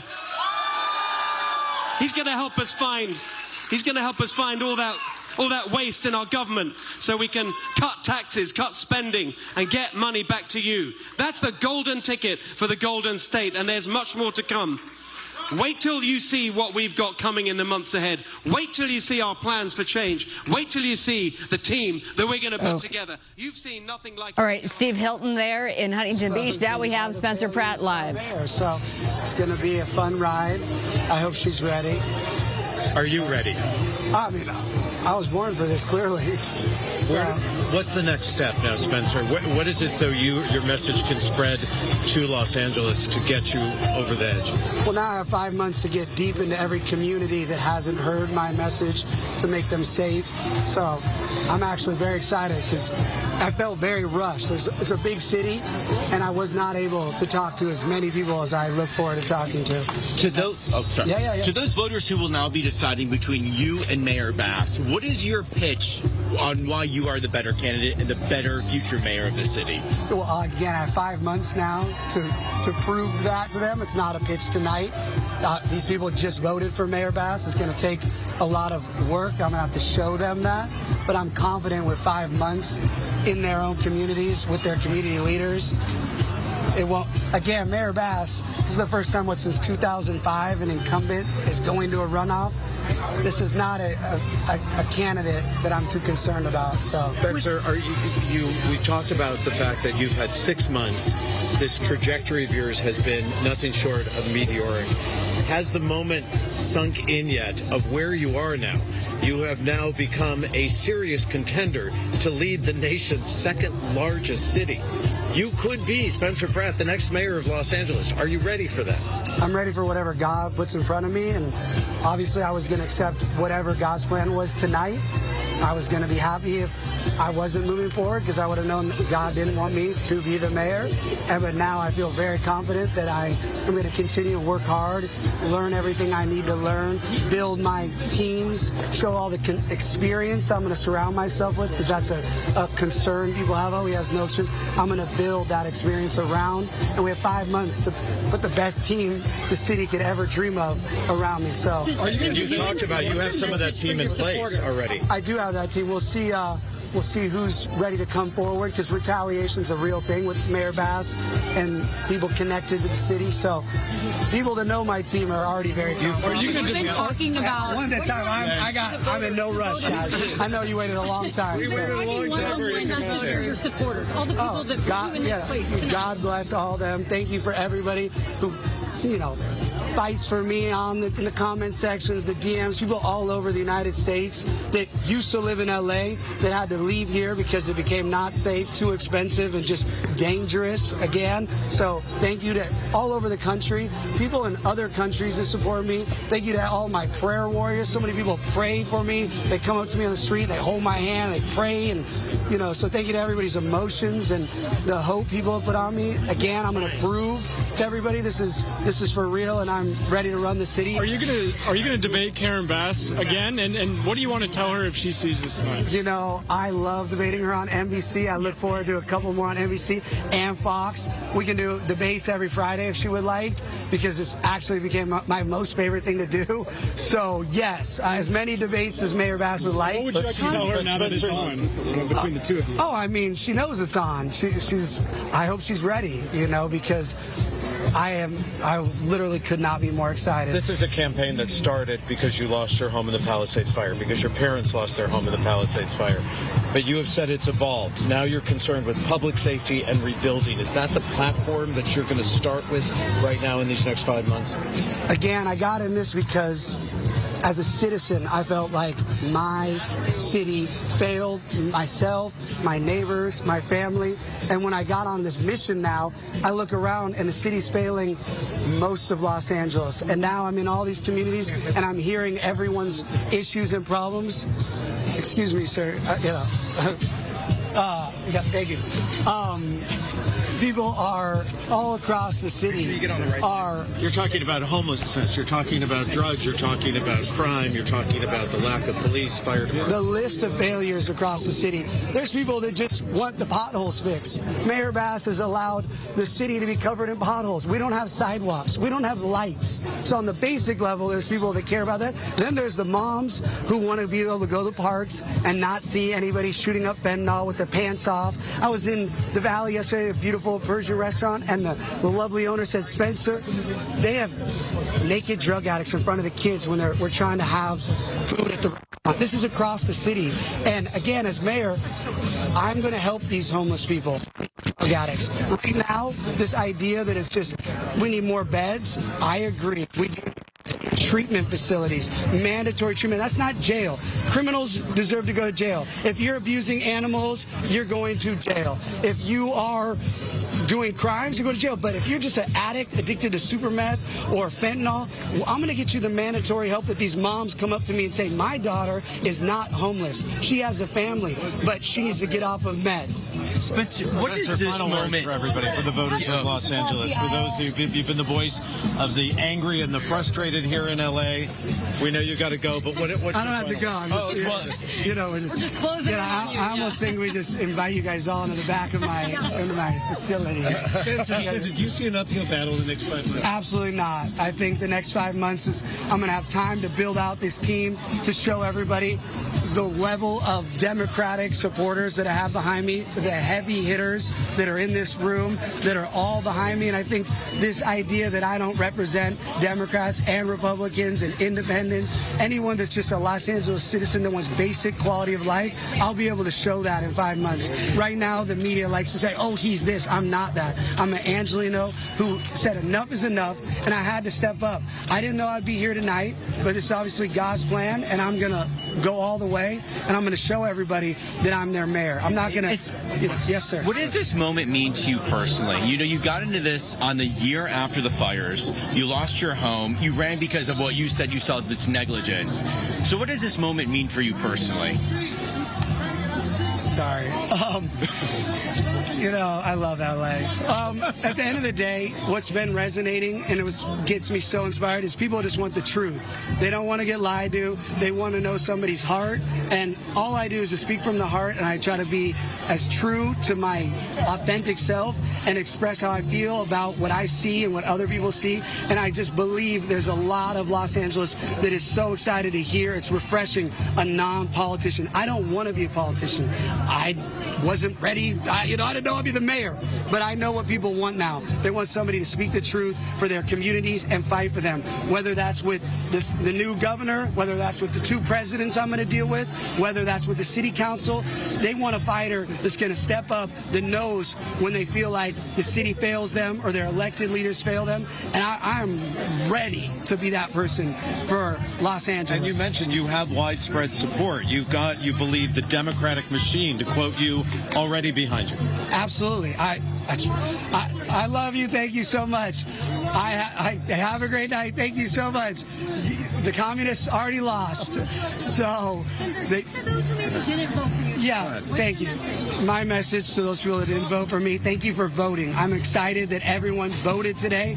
One thing I've learned is a lot of people don't vote. My goal by November, whether it's you're voting for me or you're voting for Mayor Bass, I'm going to get more people to vote. We don't have a city that votes and cares enough about our city. Everybody's given up because they've just accepted failure. Nothing changes. Things can change if you vote. So to people who didn't vote for me, thank you for voting and caring about your city. I hope to switch you and show you you're going to be voting for me in November. But regardless, we need 4 million people to vote in November. Your opponents keep pushing you as MAGA. All right, we've been listening in to LA mayoral candidate Spencer Pratt. Let's turn things over to the governor's race, where the lead Democrat Javier Becerra is speaking in downtown LA. And you see, I get to hug it and kiss it every night. We stand here at the birthplace of El Pueblo de Nuestra Señora, la Reina de Los Ángeles del Río de Porciúncula, better known as LA. Like my family, LA is the starting line for millions of success stories across this state. And here in Hollywood's hometown, we love a good underdog story. So I got one for you. Se puede. 2 immigrants, $12 and a dream. They came to California in pursuit of a better life. A construction worker and a clerical worker. They faced long odds, hard obstacles, doubt and discrimination. But they've got ganas, guts, grit, and game all wrapped up in one. It keeps them putting one foot in front of the other. Cut to 7 decades later, their son, the product of their sacrifice, first in his family to get to a university and get a degree, takes his own leap of faith. He dares to run for California's higher office, the office of governor. A campaign fueled by little more than grassroots support, some sweat equity, and the full faith and confidence that California is always worth the fight. Almost immediately, he's counted out, an afterthought, overlooked by many, outspent by a ton.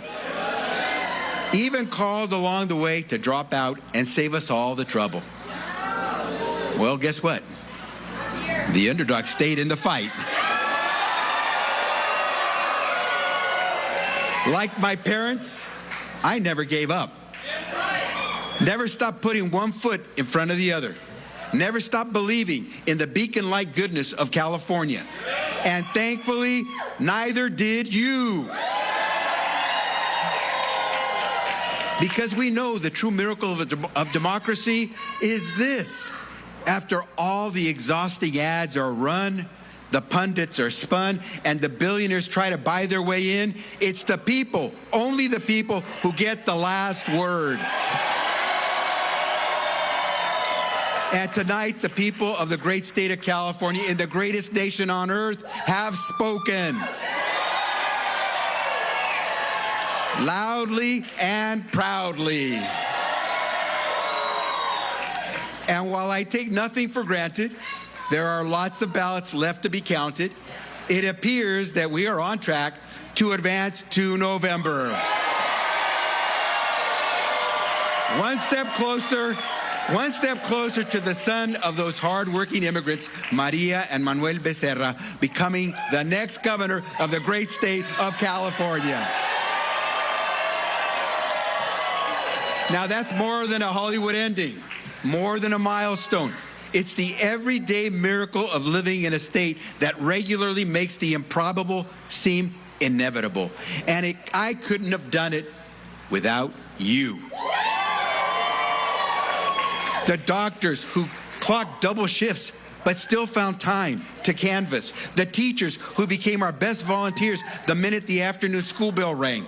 The small business owners and union members who kept our economy running by day while walking door to door at night. The firefighters, the janitors, the caregivers, the nurses and longshoremen, the students. Most of all, I wouldn't be here without Carolina, Clarissa, Olivia, and Natalia. You are my superpower. You are my secret sauce. Everything I do for families just like ours who deserve their shot at the California dream. You know, I ran for the job because I know how important California is as a shining light to the world, radiating hope, freedom, opportunity, an unwavering belief in science, public schooling, enterprise, and foundational justice and human rights. California is America on fast forward. It's gleaming spotlights on the better angels of a more perfect union. A preview of an America, not just for the privileged or the partisans, but for all the people, by the people. An economic engine so powerful, so diverse, with more jobs, more capital, more R&D, more GDP. We lift up the entire nation. We are America's center tent pole. But I also know there are powerful forces aligned to darken our light. Distrust, disinformation, division, and distraction. Make no mistake, those forces did not want tonight to happen because their success depends on our failure. The last thing these forces want is a working class governor with a law degree and a union card ready to call them out. They know that I can't be bought. They know I can't be bullied. And they know I will not back down. Now, we also recognize that despite all of California's growth and innovation, wealth and workforce, there are still too many Californians who feel shut out, priced out of the winner's circle. They feel disconnected from the economy, from our government, from the job market, the housing market, and from one another. In this new world, it feels like the old guarantees no longer apply, and the promise of a brighter future is an artifact of the past. For all of California's greatness, we sometimes struggle to meet the standards we set for ourselves or to be the example that a divided nation or the next generation of dreamers so desperately need us to be. Which is why, as your governor, I am ready to lead the fight to uphold California's promise. To make sure we have the governance worthy of our gifts. To ensure everyone, regardless of where you live, what you've learned, who you love, how you look, everyone has a rung on California's ladder of opportunity. It starts with access to affordable homes. We are going to launch a building revolution in California, starting with the thousands of shovel-ready housing projects already in the pipeline. And in America's wealthiest nation state, no excuse is acceptable for allowing people to live unsafely on our streets. A healthy economy also needs healthy communities. So we'll restore the promise of affordable health care with universal access in California, including our underserved and rural communities. We'll expand our global leadership on climate, safeguard our air, our water, and our coastline. And we will never surrender green growth jobs of the future to Washington politics or international competitors. We will invest in our schools like we mean it. Expand early education, childcare, and paid family leave, the real family values. We will fortify our second-to-none system of higher education, delivering the next generation of California leaders. We will defend our children from the epidemics of gun violence and dangerous street drugs, and treat public safety like a first-order principle, because it is. We'll be big-hearted, sure, but tight-fisted with our taxpayer dollars. We'll build a government that runs not on promises, but on time and under budget. And one that holds itself accountable when it doesn't. We will protect the right to vote for every voter, for every community in every corner of California. And we will defend the rights of women. No exception, no equivocation, no retreat. We will do all of these things because the world today needs California's shining example more than ever. It's optimism, it's inclusion, it's ambition and invention. That is what makes America great. Not the wealth and privilege, but one people, e pluribus unum, lifting all boats. You know, we have a White House that ran on America First and an affordable middle class. And almost immediately, they ran away from their own promises. Now the country is mired in an economy without mooring, a war without purpose, a job market without prospects, and an American community without common ground. Donald Trump is doubling down on decline and counting on people being too fearful, distracted, or gullible to fight back.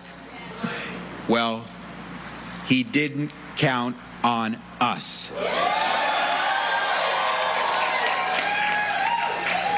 As governor, I will never back down from the threats of small cowards in big offices. I sued Trump more than 120 times before, and I won, and I won, and I won. And anyone who wants to come at California will have to go through me. And here's the good news. California is bigger than Trump. Our values are undeniable and undeportable.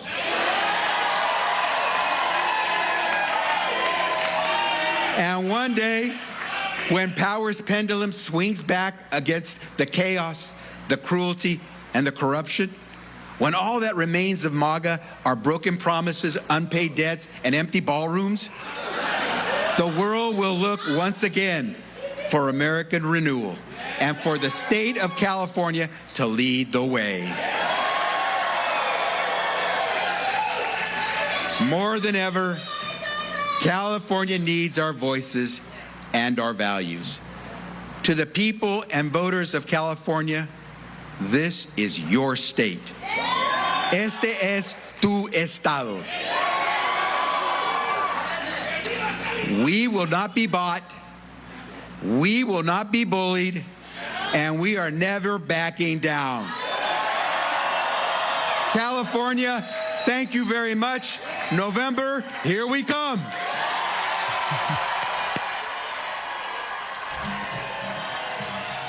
Big speech right there. Joining us now for election analysis, independent political strategist Luis Alvarado. Let's just reflect on what you heard there from Javier Becerra. It's a structured speech, well prepared, hit all the points. Truly a different contrast than what we heard from Steve Hilton, where it's more emotional and thanking the people. But Javier Becerra has an eye towards November now, and that's what that speech was about. And you pointed out that structured in that he had a teleprompter. Steve Hilton did not. He was off the cuff. That's another difference there. Looking ahead to November now, you're hearing them speak. It almost seems like they're both almost like an acceptance speech that I won. You have to keep in mind that we are in a very blue state. So Steve Hilton was saying, you know, we're going to take it. But he has to remember this is a very blue state.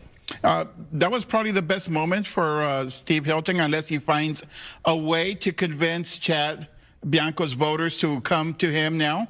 And many independents who are probably not too happy with Becerra to actually come his way as well.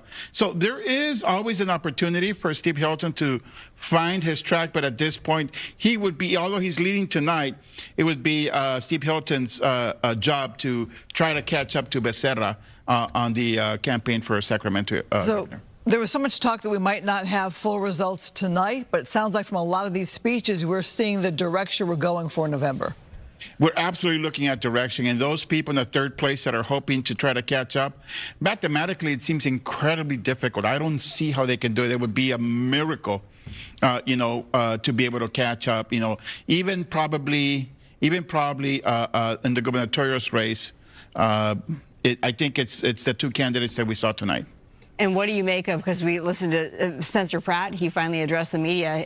We've heard from Bass earlier tonight. What do you make of the LA mayoral's race? When we saw the mayor, she was surrounded by union leaders, community leaders, elected officials, 100 people behind her. And Spencer Pratt was absolutely off the cuff, in front of the cameras, very disoriented, no message discipline. And it's exactly what I expected from him. And it's what I expect to see if those two remain in the race. And it's going to be very difficult for Spencer Pratt to actually find his footing against the mayor. He talked about his base is the angry Angelino. Let's talk about what we might see in November, if it is those two or leading up to November. We saw the ads, the AI ads that other people created and he would repost. How ugly does this get? Oh, absolutely. There's going to be a lot of mud in this race. But the problem for Spencer Pratt is with you are only throwing mud. You're not talking about your vision. You're not talking about what you're going to do for the voters. The voters at the end of the day want to know what you're going to do for them. Right? They want to see the vision of how you're going to affect my life if you're elected to the mayor's office. And so far, I didn't hear anything specific other than I'm going to do a lot of change and I'm going to make sure that all these things happen. But he didn't give us a roadmap. But does Mayor Bass attack him too? It depends on how bad he is. If she feels that she is absolutely gaining the greater support of the Angelinos, then it behooves her to engage him, because at the end of the day, if she's ahead, you don't want to lower yourself to the mudslinging that you're going to have from your lower opponent. All right, Luis Alvarado, you've been with us all night long since this afternoon in our coverage. So thank you so much for being with us. Thanks for inviting me. We appreciate your perspective tonight. See you in November. All right, let's check in with our Laura Diaz. She is covering the Javier Becerra camp in downtown Los Angeles, a stone's throw away from Alvera Street. Pardon me. Laura, what did you make of the speech and how's the energy there? Oh, the energy has been high, Marla. We watched as the family went up first, and you know that, of course, Mr. Becerra's family is very important to him. He has 3 daughters. His wife, Carolina Reyes, she is a physician. So they were a power couple all the way coming up together. They built a life and really a vision of what they wanted to do for their family and what they wanted for the state of California. And tonight was a big, big moment for them. Now, we heard the daughters and the wife speak first, and then a short time ago, we heard from Mr. Becerra himself. He started by speaking in Spanish, by greeting people here. Then he flowed into English and talked about his personal story, which is a compelling story. He is the son of immigrants, the first one in his family to go to college, graduated from Stanford, holds a law degree from there, and a lot of people felt like their dream was brought with him tonight. He really lifted the crowd up, and he talked about the fact, and we remember this when things were not looking good, before Swalwell jumped out of the race, and actually the state party chair had said to some of the people who were polling on the bottom that they should get out for the good of the party. And Mr. Becerra saying tonight, I wasn't willing to give up then, and I'm certainly not giving up now. He talked about what would be coming in the coming months, looking toward November. But a big night for the Becerra campaign here tonight in downtown Los Angeles, right across from Olvera Street, right here in La Plaza de Cultura y Artes, where all of the major events are held for people of Latin descent. This is a focal point, and tonight was a proud, proud moment. Sending it back to you. All right, Laura, thank you so much. We've been watching all of these major candidates come out and give their speeches tonight. We thank you for that. We're going to go on now to...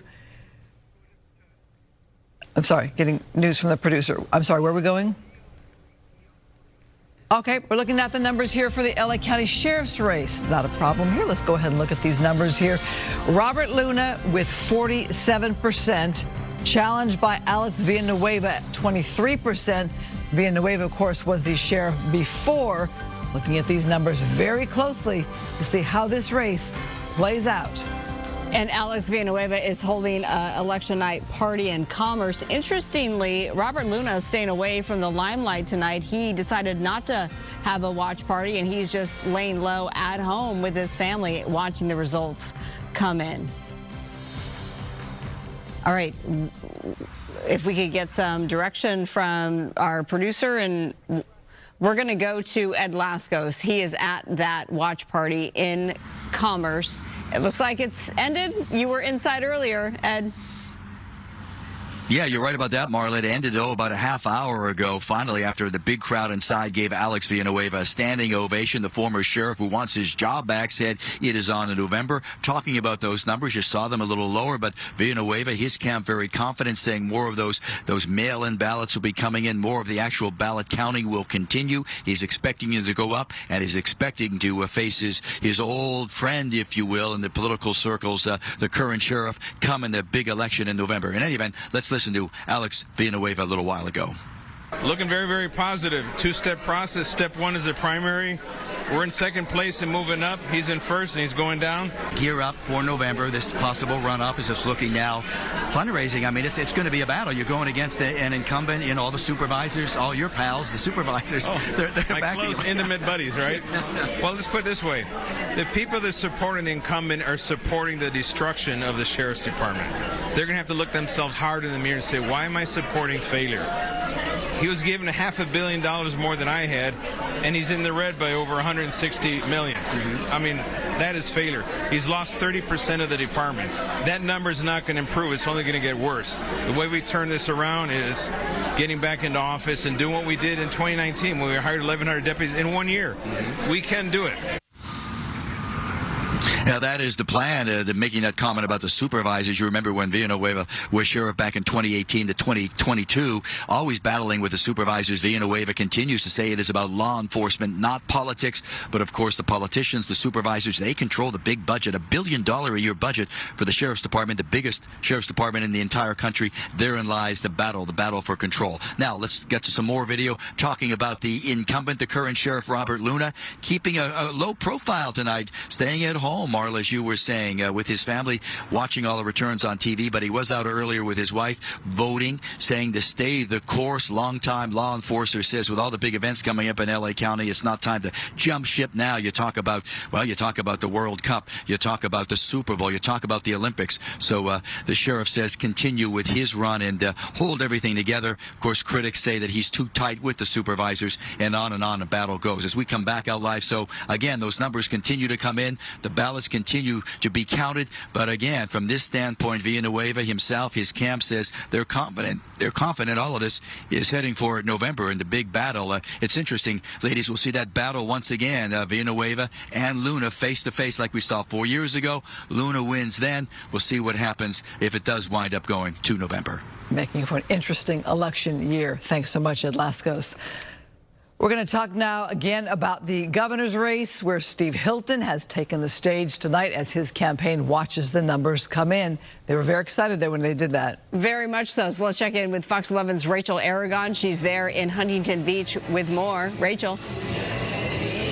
Yeah, all around this campaign event, you guys, they have the slogan, change is coming, and after tonight, they truly believe change could be coming in November. That's because right now, with 50% of the votes cast right now, Hilton has over 50,000 more votes right now over Becerra.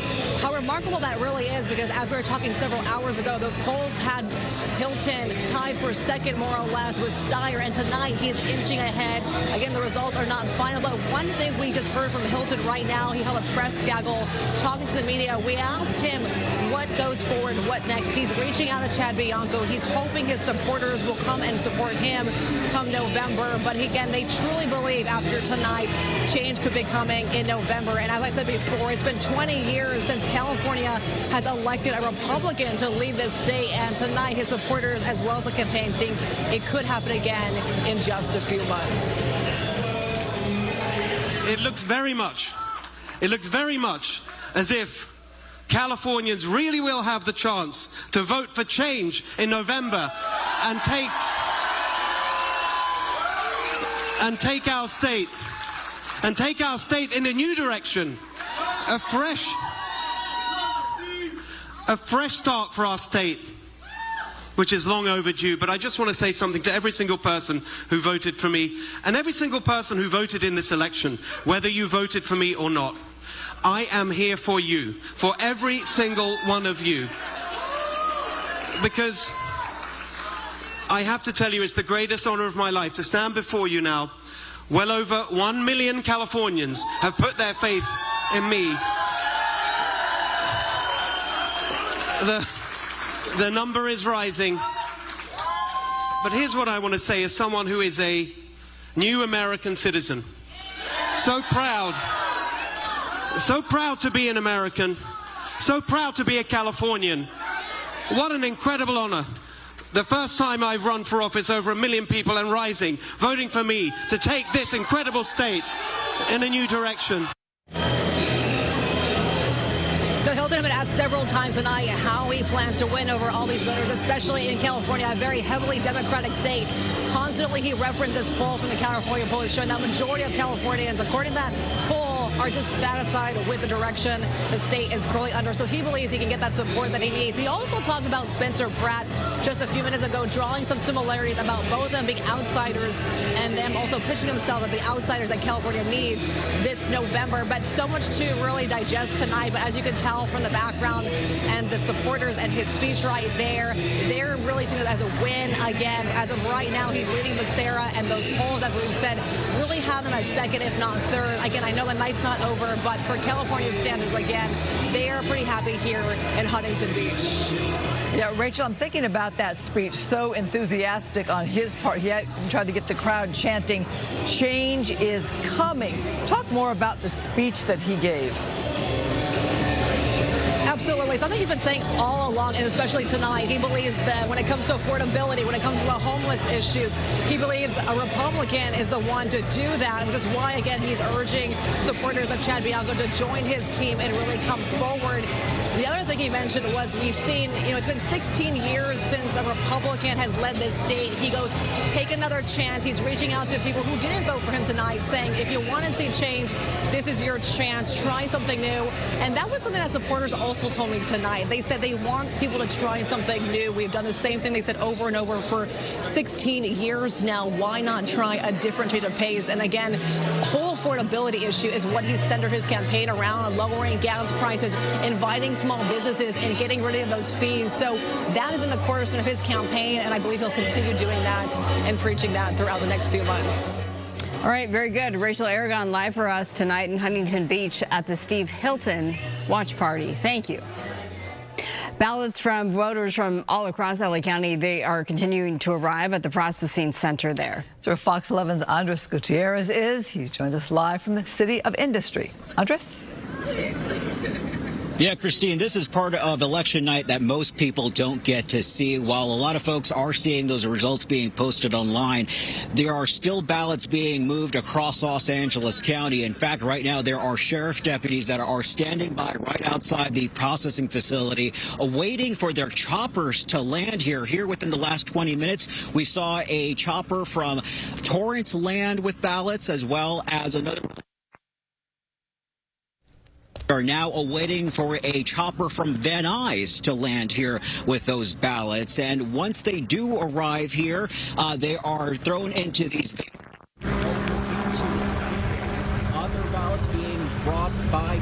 Obviously, we're having issues, unfortunately, with Andres Gutierrez's microphone there, but that is the processing center. Interestingly, the chopper arrived not long ago to bring the ballots across from Catalina. And so they had to chopper those over, and then they were escorted there in the City of Industry by LA County Sheriff's deputies. Talked also about the extra people brought in to count those ballots as we all night long. Democracy there in action.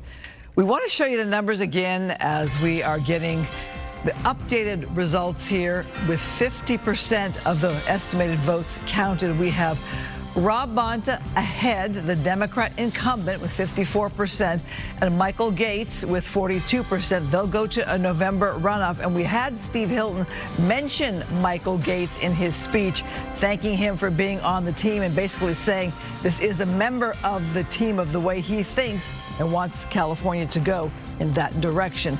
We'll look at things again on that race in November. All right, in the Secretary of State race, Shirley Weber, the incumbent, with 56%. Don Wagner from Orange County, and Orange County Supervisor with 40%. They, with the red check mark, means that they will advance into the November election. So the runoff will happen in November. In the race for California Controller, we have Malia Cohen. She is the incumbent here, and she is facing off against Republican Herb Morgan. Vote there 54% to 41%. Again, those red check marks mean that race has been called. They'll go to November now. In the race for treasurer, Eleni Kounalakis, lieutenant governor, looking to be the next treasurer, and she has outright run it. This race has been called for her with 36% over the challengers there. And now we have the mayor's race. Still under 50% of the votes counted here, but these are the numbers you have tonight. Incumbent Mayor Karen Bass ahead there with 37%. Spencer Pratt there with 29%. Nithya Raman at 21%. All three of them did give speeches tonight, and we are still waiting for the final results on this one. But looking ahead towards November, it looks like if these numbers hold, it would be Karen Bass and Spencer Pratt, which will make for a very interesting election. In the race for California governor, Steve Hilton is out front there with almost 27%. Javier Becerra, the Democrat, with almost 26%. Tom Steyer, 20%. And Chad Bianco with 11% reporting for him.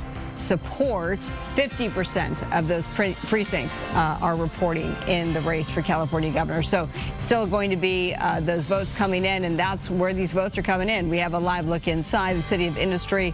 This is the ballot processing center in LA County, and we've called it the nerve center of this entire process, and it has been buzzing with activity all afternoon. Those polls closed at 8 o'clock tonight, and you can see people doing their job and making sure that the ballots are there and counted. It's been a very interesting election season so far, just with this primary race here. Of course, people have been voting for some time already. I went to my polling place today just to kind of check it out and gauge how things were, and it was quite busy. People who worked there said they were very busy and getting that I voted sticker. Voter turnout is a big issue in this race, in that this is expected to have about 40% voter turnout, maybe 45%, and that is very high, especially for a non-presidential election. Therefore, that could really speak to the displeasure that many Californians, and if we're going to talk about the LA mayor's race, Angelenos have felt. They're going to go out there and they're going to activate their civic duty and vote. So we'll continue to watch, as that is the number that we are looking into. And by the way, we're seeing the race for California governor on the ticker there, and there have been concessions by Matt Mahan, the mayor of San Jose, and also Katie Porter,